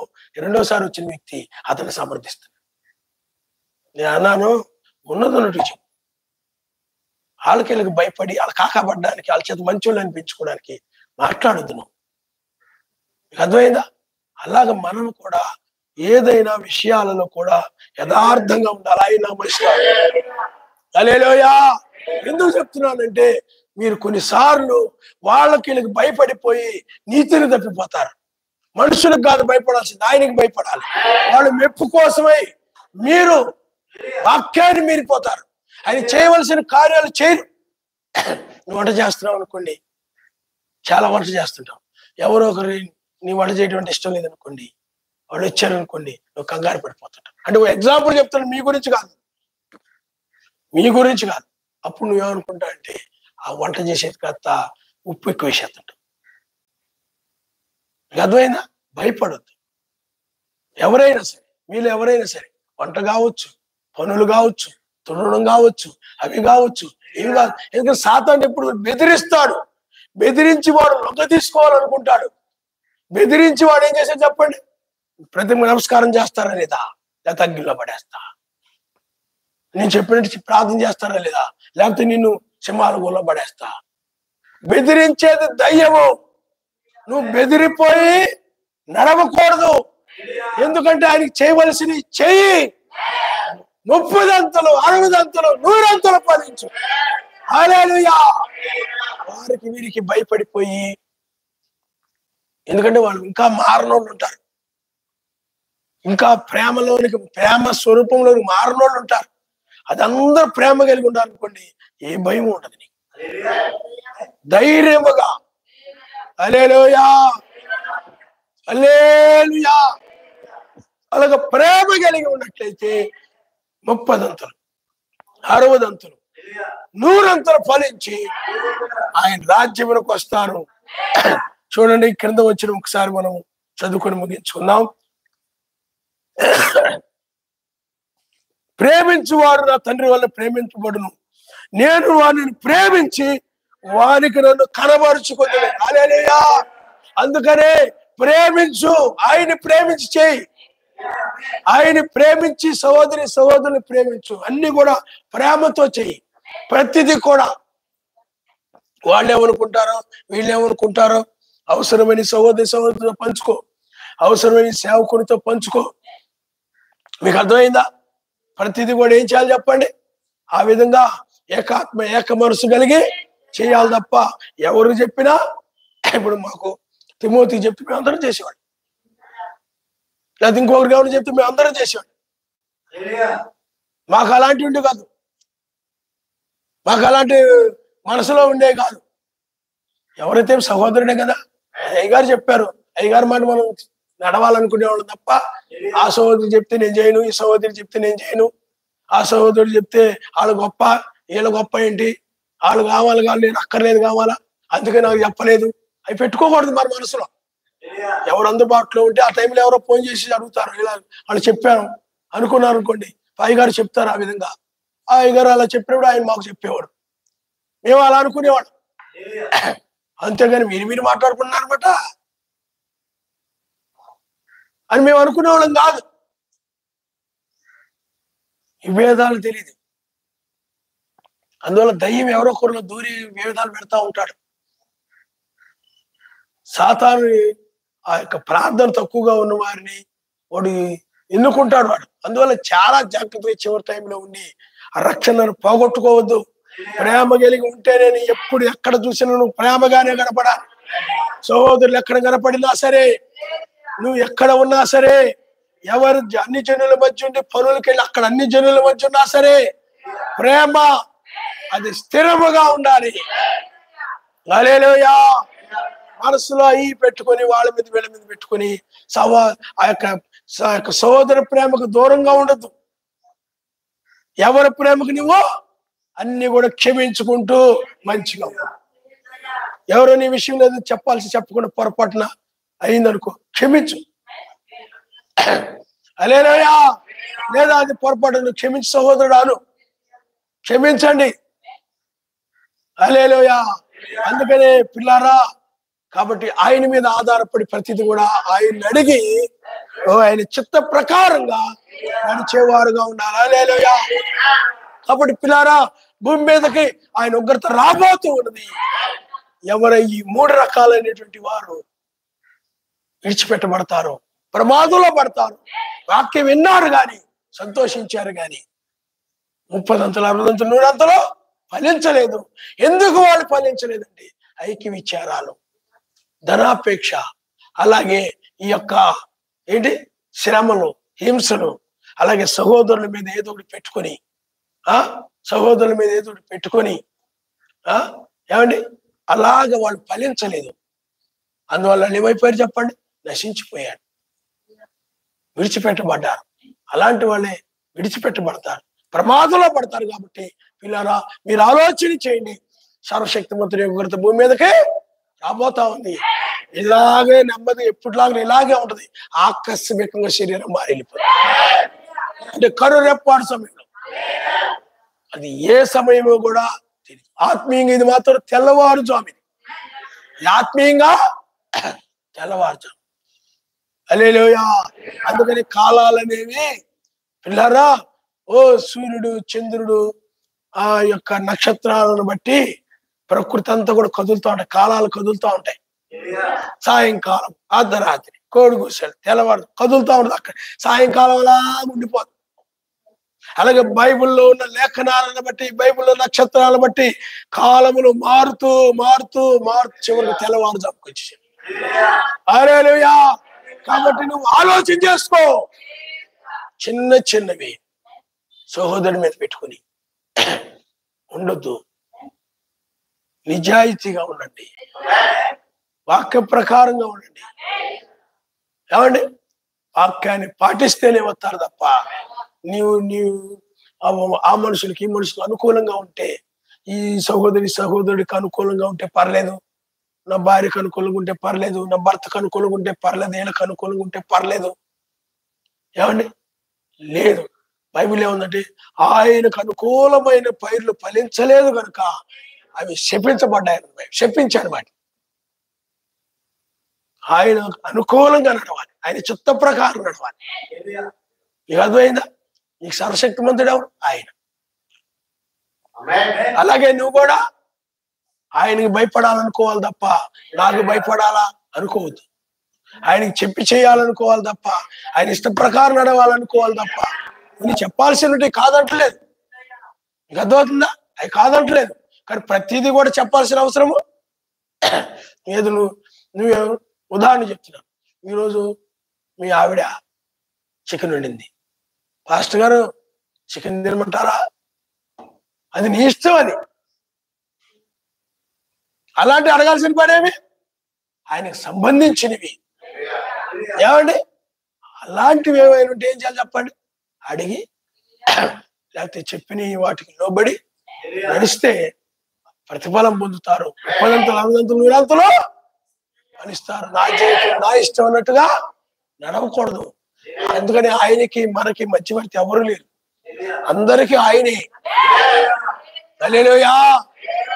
వర్తమానం ఏంటంటే, మీకు బోధించి ఆయనకి నీకు సంబంధం కలపడానికి, ఆయన నిన్ను ఐక్యం చేయడానికి. అందువల్ల ఎవరైనా నేరుగా ఆయనతో మాట్లాడచ్చు, ప్రార్థన చేసుకోవచ్చు. ఏమండి అలాగే అవసరమైనప్పుడు కూడా బ్రహ్మాం గారు వాళ్ళు ప్రార్థించినప్పుడు అవి స్వస్థత పొందారు కాబట్టి శ్వాసము ద్వారా ఆయన శిష్యుల విషయం కూడా అనేది చెప్పాడు అనమాట. వాడు ప్రార్థించినప్పుడు దయ్యం పోలేదు, ఎందుకనంటే విశ్వాసం లేకపోవడం వల్ల చెప్పాడు. కాబట్టి అందువల్ల నీకు ఆయనకు మధ్య సహోదరుడు అవసరం లేదు. నువ్వు ఏదైనా చేయాలనుకోండి, ఉదాహరణకి ఆయన కోసం ఏదైనా చేయాలనుకోండి, ప్రార్థన చేయి, అడుగు, ఆయన ప్రేరేపించడం చెయ్యి. అంతేగాని ఆయన గుర్తుకురాడు నీకు. ఆయన గుర్తురాడు ఏ బ్రదరో సిస్టర్ గుర్తుకొచ్చి, బ్రదరో సిస్టరో నేను సహోదరికి ఇలా చేయాలనుకుంటున్నాను, ఏమంటావు? అలాగా చెయ్యి, ఇలాగా వద్దు. అప్పుడు ఆ మనిషిని బట్టి నడుస్తున్నాను ప్రతి విషయంలో కూడా. నీకు అర్థమైందా? ఎవరిని అడగాలి నువ్వు? నీ మెస్ ఎవరు? సహోదరుడా? ఏమండి మీ బంధువా? ప్రతి విషయంలో ఏం చేయాలి చెప్పండి? హల్లెలూయా హల్లెలూయా. ప్రార్థన చేసుకోవాలనిపించింది అనుకోండి, స్త్రీవి ప్రార్థన చేసి అనిపించుకోవాలనుకోండి, ఏమండి నువ్వు ప్రార్థన చేసుకుని నేను ప్రార్థన చేసుకోవాలనుకున్నానని వాళ్ళు చక్కగా ప్రార్థన చేసుకో. ప్రార్థన చేసుకోమంటారా వద్దా? నోయ్ నిన్నే నిన్నే అటు చూస్తున్నాయి పిలుస్తుంటే నిన్నే ప్రార్థన చేసుకోమంటావా? కుదరదు, పని ఉంది. వాళ్ళకి అడ్డు పెడతాడు ఆయన. అడగక్కర్లేదు, ప్రేరేపించినప్పుడు ఆయన కదిలించినప్పుడు చేసుకో. ఆవిడ నీకు చెప్పకుండా ఒకవేళ ప్రార్థన చేసుకుంటుంది అనుకో, ఆయన ఆత్మ ఆమెను కదిలించింది, ఆమె లోబడింది, చేసుకొని హల్లెలూయా. ఎందుకంటే అది వ్యక్తిగత విషయం. బైబిల్లో మనం చూస్తుంటాం, గొల్లరాల స్త్రీ ఏం చేసింది చెప్పండి? కొన్ని చెప్పింది అవసరమని. అతడు ఎన్నో అనుకోండి, ఈయనే మనిషి కాబట్టి చెప్పింది. మూర్ఖంగా వద్దు, ఎందుకు వేస్ట్ అనేవాడైతే చెప్పాల్సిన పని లేదు, చేయడమే. ఆయన ఆమరిస్తాడు. బైబిల్లో చేయలేదా? బైబిల్లో నాబాల భార్య పేరు అబీగయి, ఆమె చేసిందా? అతను అర్థం చేసుకునేవాడు కాదు, ఆటంకపరిచాడు. భక్తి తెలీదు, రాజు ఎవరో తెలియదు, దావీదు ఎవరో తెలీదు, సహోదరుడు ఎవరో తెలీదు, వాళ్ళు ఎలా ప్రేమించాలో ఎలా గౌరవించాలో తెలియని మనిషి. పెద్ద చిన్న గౌరవం తెలియదు, మర్యాద తెలియని మనిషి, ప్రేమించడం తెలియని మనిషి. మరి ఏం చేస్తామే? ఆయన చెప్పిన అర్థం అవదు, ఆయన చెప్పిన పట్టించుకోడని ఆమె ఆ భర్తకు కూడా చెప్పకుండా చేసింది. ఆయన రాజుని అలాగే మెస్సీ విషయంలో కూడా ఉన్నాం అదే విధంగా. హల్లెలూయా హల్లెలూయా హల్లెలూయా. ఎందుకు చెప్తున్నానంటే ఈ మాట, ఆయనను మొదటగా ప్రేమించాలి. కాబట్టి పిల్లారు, ఎందుకంటే నువ్వు ఆత్మీయ ఎదగడం చూసుకో, 30 అంతలు 60 అంతలు 100 అంతలు ఫలించాలనేది చూసుకో. అది మంచి హృదయము. ఆ మంచి హృదయం కలిగిన వారి మీద వీరి మీద ఎలాంటి ద్వేషము కానీ ఏమీ లేకుండా, విరోధము లేకుండా ప్రేమతో ప్రతిదీ చేస్తారు. అందుకనే ప్రేమతో ప్రతిదీ బైబిల్ చెప్తుంది, ప్రతిదీ ప్రేమతో చేయడని. అప్పుడే వాళ్ళు 30 అంతలు 60 అంతలు 100 అంతలు ఫలిస్తారు. అంతేగాని వాళ్ళ మీద వీళ్ళ మీద కోపం పెట్టుకొని, పగ పెట్టుకొని, ద్వేషం పెట్టుకొని, దురాలోచన పెట్టుకొని, పొండు కొరుక్కుంటూ బాధపడుతూ అలాగేలాగా చేస్తే ఏమండి ఏమి ప్రయోజనం? అక్కడ ప్రేమ లేదు. సహోదరు ప్రేమతో చేయట్లేదు, సహోదరుని ప్రేమ చేయట్లా. ఒక ఆవిడ మొన్న ఒక ఆవిడ వాళ్ళ ఆయన్ని ఇష్టం వచ్చి తిడుతుంది అనమాట. దరిద్రుడు, చండాలపుడు, అలాంటోడు ఇలాంటి తిడుతూనే నువ్వు ఎనబడతావని నీ దరిద్ర ముఖం కోసం సేమ్యావంటే పంచదార తెచ్చి తిని సావు. దీని అర్థం ఏంటి? ప్రేమతో చేయడం అంటారా? చేసింది, కానీ తిట్టుకుంటూ విసుక్కుంటూ కసురుకుంటూ నిందలేస్తూ చేసింది. అది ప్రేమతో చేయడం అంటారు. ఫలింపుడుతో అలాంటి వాటిని నువ్వు చేసావు, కానీ హృదయం ప్రేమ లేదు, హృదయంలో ప్రేమ లేదు. నువ్వు ఏదైనా సహోదరుడు చేసేటప్పుడు ప్రేమతో చేస్తేనే. అందుకని ప్రేమ లేకుండా లోపల ద్వేషం పెట్టుకొని, అనుమానం పెట్టుకొని, దురాలోచన పెట్టుకొని, ఇతడు దొంగోడనో, ఈమె దొంగదనో, ఈ బ్రదర్ మంచోడు కాదనో, ఇతడు స్వార్థమనో, కుళ్ళనో, అదేనో ఇదనో, ఇతడు ధనాపేక్షనో, లేకపోతే ఇతడికి ఏదో ఒకటి హృదయం పెట్టుకొని నువ్వు చేసావంటే ప్రయోజనం లేదు. ఇతడు మంచోడు కాదు, నాకు చాలా కీడు చేశాడు, చాలా ఇబ్బందులు పెట్టాడు, నన్ను చాలా శ్రమలు పెట్టాడు, నవ్వులు పాలు చేశాడు, అవమానపరిచింది, అలాంటిది ఇలాంటిది అని అవన్నీ క్షమించకుండా హృదయంలో పెట్టుకొని సనుక్కుంటూ గొనుక్కుంటూ తిట్టుకుంటూ అన్ని చేస్తుంటారు. వండుతుంటారు, పెడుతుంటారు, ఆయన బయటకు వెళ్తుంటాడు, తెత్తుంటాడు, అక్కడికి ఎత్తుంటారు, తిట్టుకుంటా ఉంటారు. మనసులో ఒకరి మీద ఒకరికి ద్వేషం. అలా బాధ పెట్టింది, ఇలా బాధ పెట్టింది. మాస్టర్ గారికి తెలియదు మా ఆవిడ గురించి ఎలాంటిదో. అవి మా ఆవిడ మంచిది అనుకుంటున్నాడు ఆయన. అన్ని ఆవిడ మీద అలా పెట్టుకొని ఎదురు తెచ్చి పెడతావు. ఉపయోగం ఏంటి? క్షమించలేదు నువ్వు. నీకు అర్థమైందా? క్షమించి క్లియర్ చేసుకో. హల్లెలూయా. ఏదైనా ఏం చేయాలి చెప్పండి? ప్రేమతో. బయట నుండి ఏదో తీసుకొచ్చావు, ఏ యొక్క కమలాపండు ఎదురు తీసుకొచ్చాడు, నీ భార్య ఎక్కడుంది? ఒలు ప్రేమతో పెట్టు, తినండి, ప్రేమ మంచిదే. ఏమండి? అలా కాకుండా తీసుకొచ్చేసి తెచ్చేవాళ్ళు తెలుస్తుంది, కూర్చున్న వాళ్ళకి ఏం తెలుస్తుంది? తినా పోయింది. ఏదో తిడుతూనో సడుగుతూనో గొణుగుతూనో పరలోక రాజ్యం ఉండదు. ఆయన మీద సడుగుతూ గొణుగుతూ, లేదా నీ భర్త కూడా సడుగుతూ గొణుగుతూ ఇలా చేసుకున్నారనుకుంటే పరలోక రాజ్యము ఉండదు. ఏదైనా ప్రేమతోనే, క్షమించుకుంటూనే, మెస్సీకి చేసినట్లుగా, దూరంగా మెస్సీని నేను ప్రేమిస్తున్నానంటే, సహోదరుడు ప్రేమిస్తే దూరంగా ఉన్న మెస్సీని నేను ప్రేమించినట్టు. హల్లెలూయా. అలాంటి వారికి ఆయన రాజ్యం. హల్లెలూయా. అంతేగాని పక్క ఆయన చూడు, ఆయన చూడు, ఈయన చూడు, మీ బావగారు చూడు, మీ తమ్ముడు చూడు, ఈయన చూడు, లేకపోతే ఆయన చూడు, ఎలా కష్టపడుతున్నారు, ఎలా చేస్తున్నారు, అన్నీ చూస్తున్నారు. నువ్వు ఉండవు దేనికి అని అనుకుంటూ బిర్యానీ నేను తినండి, అక్కడ కంచం తీసుకొని తినండి. ఈవిడ ఆయన మీద అజమాయిషీ చేస్తుంటది అనమాట. అర్థమైందా? అజమాయిషీ చేస్తుంటా. సెల్ ఫోన్లో ఏవో చూసుకుంటా, పనికి మాలి చెత్త అన్ని కూడా ఉపయోగాలు చూసుకుంటా, అన్నం తింటున్నారు, మంచిలు పెడతాం. ఏమండి? మంచిలు అన్నాడు అనుకోండి, లేచి తీసుకోలేండి. వీడు బిజీ అనమాట. సెల్ ఫోన్ చూసుకుంటా ఉన్నది, చెత్త అన్ని చూసుకుంటా ఉన్నది, పిల్లల్ని కూర్చోబెట్టుకుని. అర్థమైందా? ఆయన లేచి వెళ్ళి తెచ్చుకొని కూర్చొని తింటుంటాడు. ఆలోచన చేయండి పిల్లారా. ప్రేమ ప్రేమ ప్రేమ, అది ప్రేమ రాజ్యము. కనుక నువ్వు ఎలా ఉన్నావు నువ్వు ఆలోచన చేసుకో. విరోధమైన ఏమి కూడా హృదయంలో ఉండకూడదు సమా.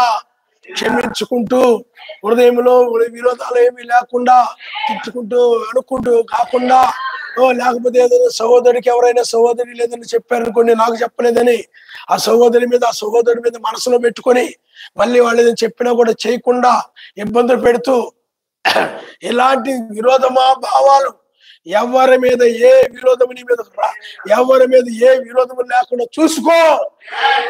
ఎలా ఉన్నా సరే, ఎవరు వాక్య ప్రకారం ఉన్నా లేకపోయినా నువ్వు ప్రేమించు, ప్రేమించు.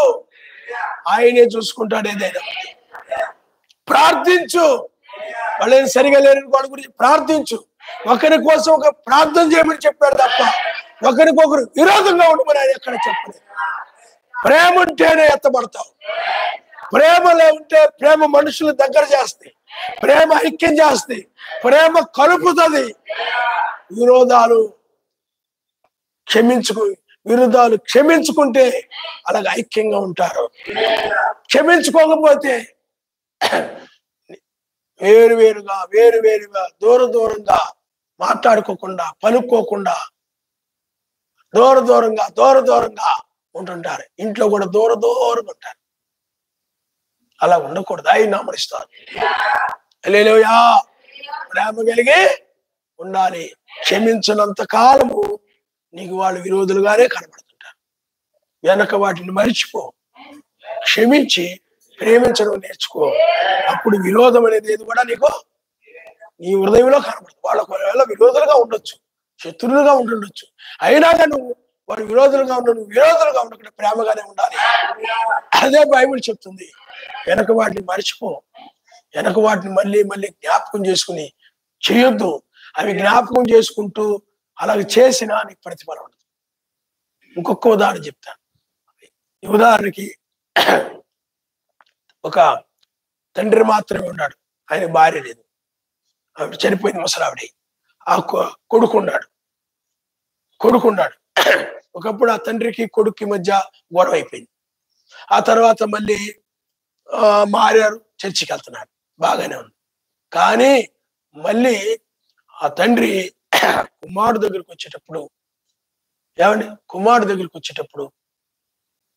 అరే నువ్వు నా కడుపుని చెడగొట్టావురా అన్నాడు. ఏమండి అంటే ఇప్పుడు దాని అర్థం ఏంటి? చెడగొట్టావురా అంటూ అతని దగ్గర ఏదో ఉంటే డబ్బులు సాయం చేశాడు. ఎందుకు చెప్తున్నా ఈ మాట? మనము గతంలో ఉన్న వాటిని మర్చిపోయి ఏదైనా చేయాలి తప్ప, క్షమించి చేయాలి తప్ప, క్షమించకుండా చేస్తే ఉపయోగం లేదు. నువ్వేది కూడా క్షమించావంటే మనసులో ఏ తప్పులు ఎవరి మీద ఏది లేకుండా నువ్వు ఒక నూతనమైన వ్యక్తిగా ఉండి, ఏమి కొత్త వ్యక్తి వచ్చాడు మన గురించి ఏం తెలియదు. అలాగే నీవు కూడా వాళ్ళ గురించి ఏ తప్పులు పొరపాట్లు ఏమి తెలియని వ్యక్తిగానే, నీకు ఏమి జరగనట్టుగానే ఉండి ప్రేమించాలి. ఆయన వాళ్ళను చూడగానే నీకు ఏం గుర్తుకు రాకూడదు. యోసేపుకు సహోదరులు చూడగానే ఏమి గుర్తుకు రాలా. వాళ్ళు ఏ అవసరతలో ఉన్నారో ఆ సహాయం చేయడమే గుర్తుకొచ్చింది. సహాయం చేయలేదు మనసు వచ్చింది. ఆయన మనిషి హల్లెలూయా. అవన్నీ హృదయంలో పెట్టుకున్నాడు.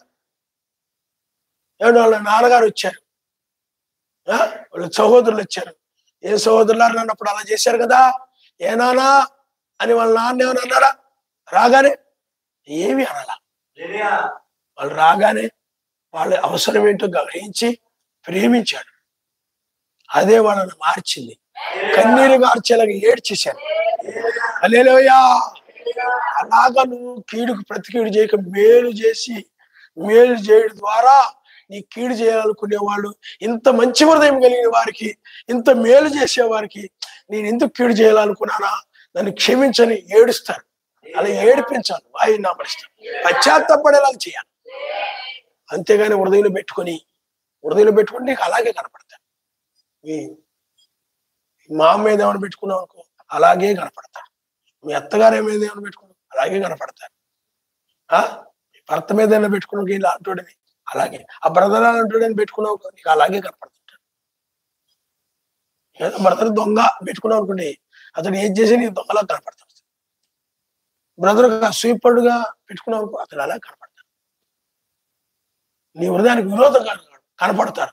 అందువల్ల నువ్వు ఆ విరోధంగా భావంతో చేయొద్దు. అవన్నీ క్షమించి వాళ్ళ మీద ఒక మంచి అభిప్రాయం కలిగి మంచిగానే చెయ్యి. మెసేజ్ చూసి చెయ్యి. వాళ్ళు నీ పట్ల విరోధంగా ఉన్నా సరే నీలో ఎలాంటి విరోధ భావాలు వాళ్ళ మీద ఏమీ ఉండకుండా హల్లెలూయా కళ్ళ వంచుకొని మనం ప్రార్థన చేసుకుందాం. వర్తమానం మరలా మీరు వింటూ ఉండండి. చాలా నిదానంగా చెప్పడానికి నేను ప్రయత్నం చేశాను. హల్లెలూయా. హల్లెలూయా. ఎత్తబడాలంటే, ఆయన కనబరుచుకోవాలంటే, ఆయన కనబడాలంటే ఇలాంటి వారికే, ప్రేమ కలిగిన వారికే ఆయన మధ్యాకాశంలో కనబరుచుకుంటారు. మధ్యాకాశంలో ఆయన చూస్తారు సుమా. మధ్యాకాశంలో ఆయన ఎక్కడున్నా గానీ అక్కడికి నేరుగా వెళ్తారు సుమా. హల్లెలూయా, హల్లెలూయా.